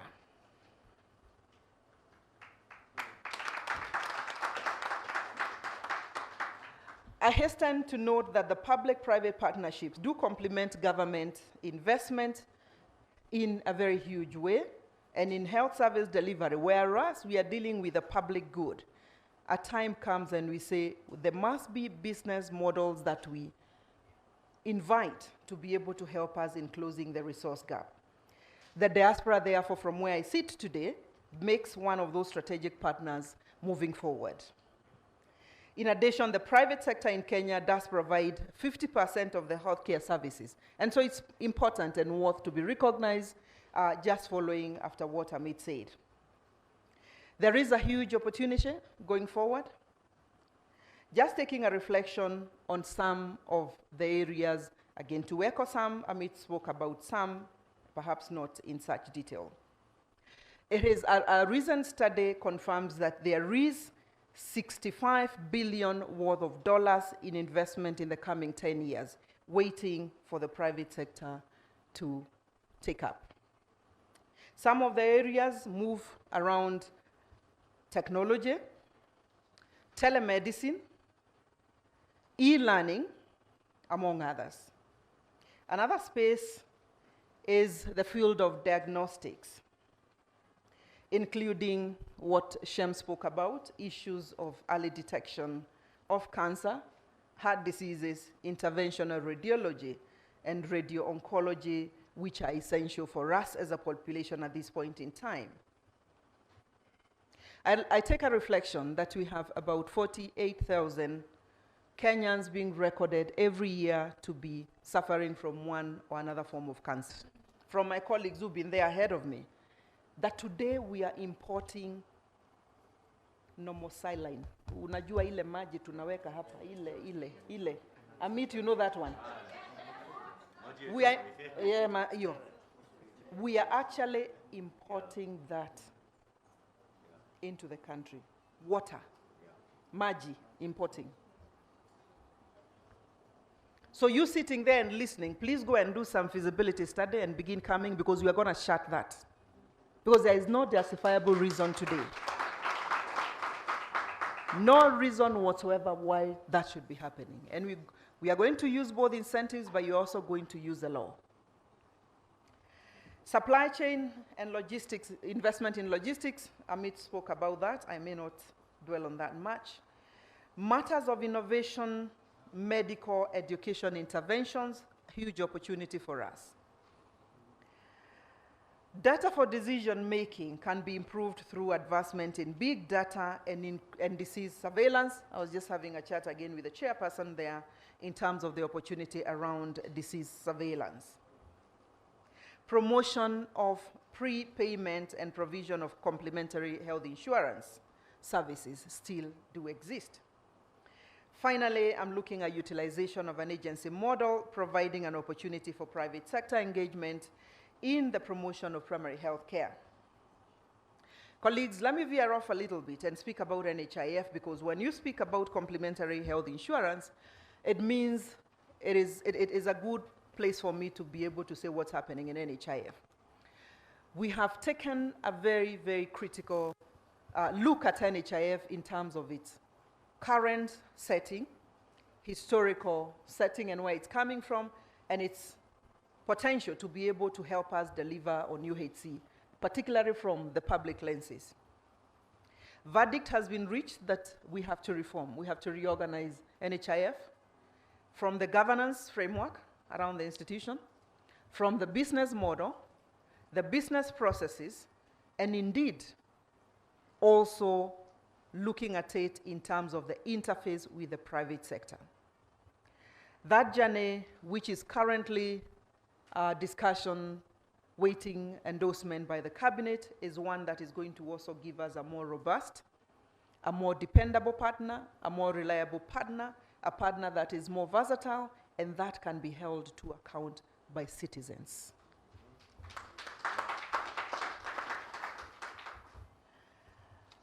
Allow me, as I come to a conclusion, to observe that a lot has been achieved in Kenya, a lot more can be achieved. Moving from the World Bank ranking of ease of doing business at 113 in 3 years to 61 position recorded this year just shows the potential, if we put our act together, if we are determined, if we work together, what it is we can be able to do as a country. And we are determined. But as I come to make a reflection, let me come back and look at what it is you've done best. And I want to appreciate you for the 2.9 billion in remittances. And I do want to confirm to you, Shem, and colleagues from the diaspora, that there is appetite for us to have more structured engagements for you to bring in the 5 billion plus. Right. The government at this point in time does not sit to reflect whether or not the private sector and the diaspora has a role to play. The government has confirmed there is a huge role for diaspora and the private sector to play to move this economy and the society forward. Let me look at your role in giving back. You've done a great job. 75% of what remittances are coming in are moving to social support of your families and communities. Of that, 95 billion directly, I dare say, is going to support healthcare and what we call the out-of-pocket expenses. Of a population that would otherwise die because they cannot access medical care, or a population that would have to dispose of land and their goat, even when it's not Christmas, to be able to pay for their medical bills. Now, what if we were to put that resource in a manner that it's a pot that is better structured, and you identified the beneficiaries because you know them.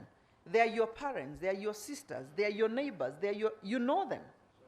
If it was to be structured and put through some mechanism to ensure this population, I think that will be behaving like a forward-looking population that is here to make a difference today, but in a more sustainable manner. I want to explore how that will go, and I want to do it with yourselves. Now, coming back, I want to recognize the role you have played once in a while in supporting medical camps in the villages. You give life to people when you participate. It is one that we need again to think more structured. And as we think more structured is because for the longest period, the target we have set out of one of our indicators is that no Kenyan should be away from a radius of 5 kilometers from the closest health facility. Private, public, faith, whatever it is. So what the medical camps do indeed is to come and help us close that, therefore respond very directly to one of the pillars of UHC, which is access. Combined with that is the issue of human resource. Today, not a proud statistic, but Dabar, you'll pardon me because it's the reality. Don't carry it to the media. WHO requires us to have 23 health workers to 10,000 population ratio. We are at 13. We are at 13, a gap of 10. What if colleagues from the diaspora, we were to actually come and say, Dr. Marasa, where is he? You are right here. Yes. And your colleagues on the other side, that we could indeed come with a structured way of ensuring that we get some of yourselves back on sabbatical to come and on a rotational basis be able to help us, be able to work with us so that we get Kenya Medical Council, we call it not board now, the Nursing Council, to be able to put you on a rota that they are not charging the money that Amit spoke about, and that you are available every so often in a manner that is predictable, and that we are able to sensitize our population to be available for your service. I think it will come out good. I then look at the issue of the kind of, this is a paradox, but you'll pardon me. The paradox is the following. 2 weeks ago on a Thursday, I officiated in a graduation ceremony, the biggest ever of our Kenya Medical Training College, 12,821. One.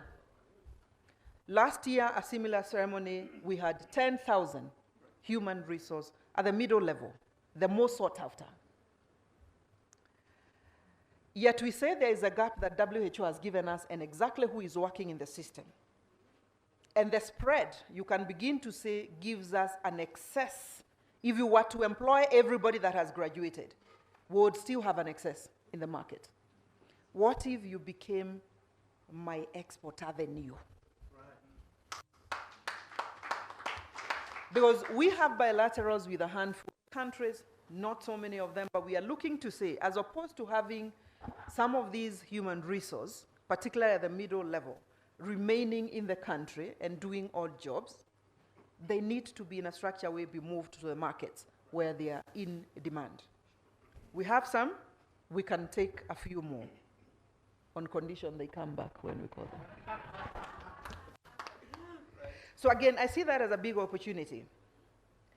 I see another opportunity sitting around the matter of health promotion.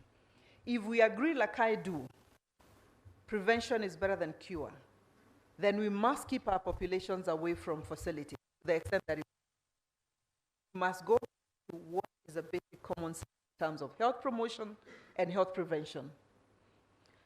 There, the bar is where you come in. The media has a huge role to help us in terms of messaging and getting our people to relook the lifestyles, to be able to reorganize and to be able to do that which is their civic duty in matters health.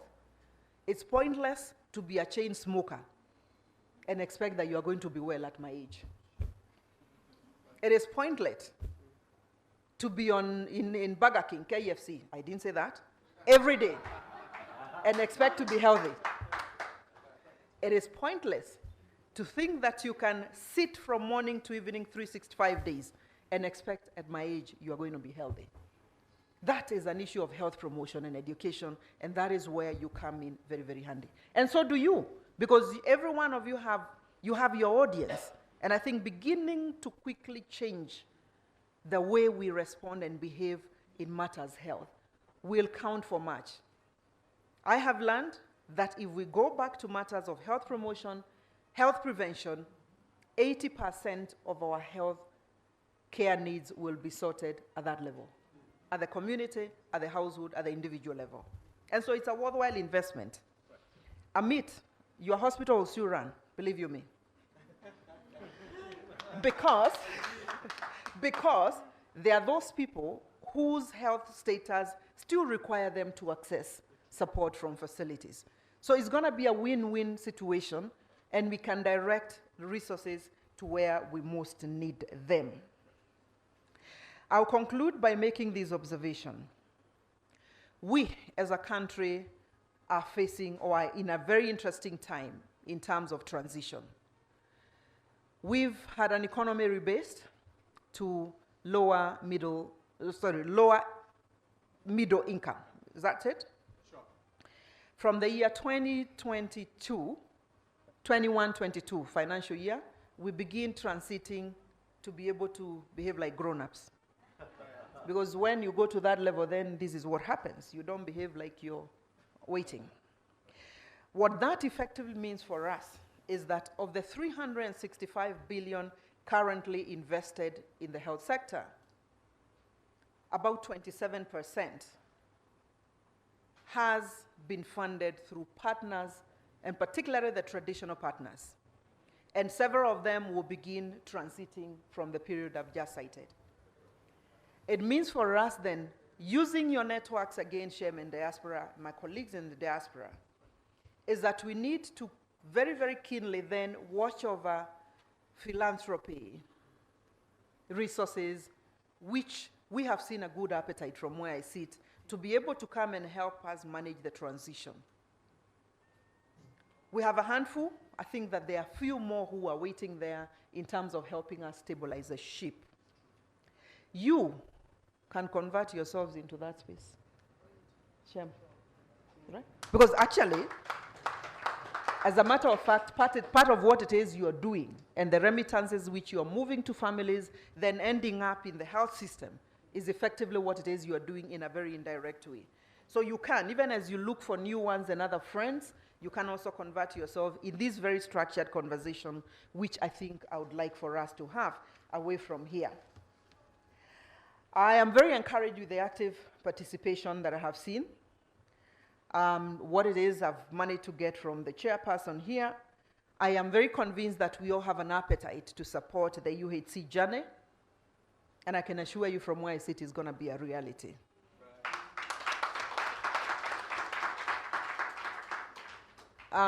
We have the ingredients. We have the political commitment. We are conscious that we have to invest more. We are conscious that we have to do it with huge discipline in terms of fiscal manners, that we must buy more health for the additional investment coming, as it were. We are very conscious at the ministry level.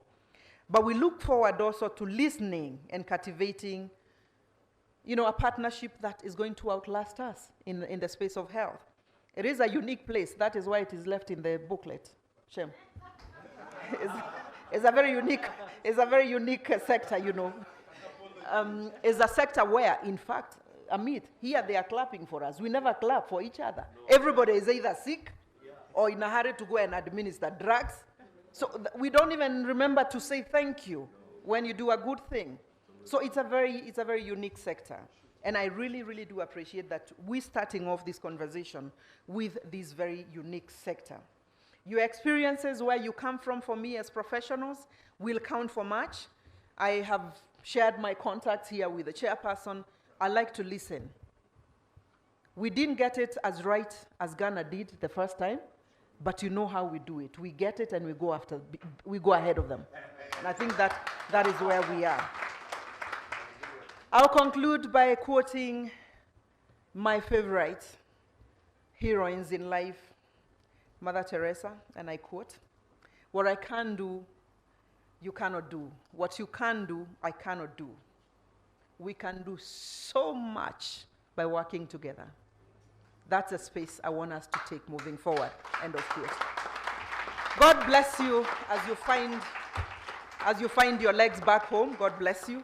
God bless you as you go back to get us dollars and you know, God bless you as you do whatever it is that you do.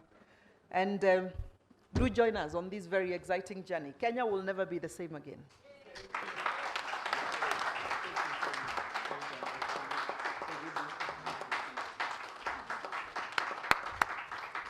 Can we give Madam CS a befitting round of applause? Kenya way!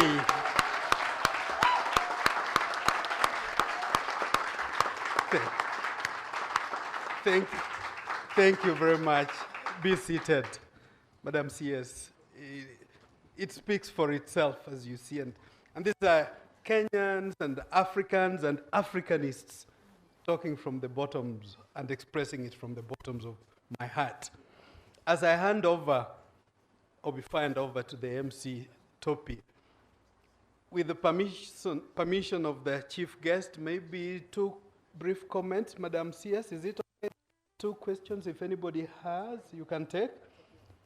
If there are, because we wanted this to be interactive, if somebody can move the microphone, just 2 questions. Dr. Mugoncho, I see down here, and I see a hand in the middle. As he takes them, so we'll take only those 3, because we're still going to have a consultative session. Allow me to recognize Professor Mwenja, CEO of Mater Hospital. Give him a round of applause. Incidentally, Professor has been a vice chancellor in American universities, in Miami, in California, and in many places. So he's a diasporian excellence. But of course, I'll recognize some of the other colleagues. At this point, please, the first question, Dr. Just make it brief to the point. Yeah, so first of all, I'm very happy to be here. It's my first conference. I live and I practice in the United States. So rather than ask a question, I think I can just give some perspective. Sure. In the United States, we spend about $10,200 per person per year. That's our per capita expense per citizen on healthcare. Kenya, we spend 17,000 shillings. Our healthcare budget in the United States is about $3.2 trillion. In Kenya, it's about 0.1% of that. The reason I make these comments is because we are not the healthiest country in the United States. We rank like number 28. Despite enormous investments in tertiary care, it is very clear that we are failing to provide health care. So where are we moving? Just like Dr. Thacker said, we're moving away from the hospitals, and we're trying to get as close to home as possible, because that is the only way, even for a country as resourceful as the United States, we cannot afford health care as it is. I can guarantee you Kenya cannot afford health care. Buying as many MRIs in every ward and having CT scans in every corner of the street, it's going to make our people poor, and poverty and bankruptcy related to healthcare is going to be on the rise. So I want to commend the CS and all the health sector players, the Federation, that yes, in order for us to achieve universal health care, we must invest in primary health. In the United States today, we have given up with the idea that we can have enough doctors. So where is our investment? Our investment is in mid-levels, right? We're now allowing... Make it brief. Yes, we're now allowing mid-levels to be a significant part of being the foundation of our healthcare. And I hope that the Ministry of Health will start thinking about directing investment to our local health center, because that's where our success lies. Thank you. A round of applause. Thank you very much.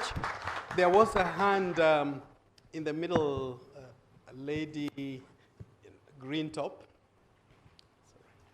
Just briefer. Yeah, thank you, everyone. My question Introduce is... yourself. Okay, my name is Marion Keinama. I am a mental health worker, marriage and family therapist with a specialization for child and adolescent. Good.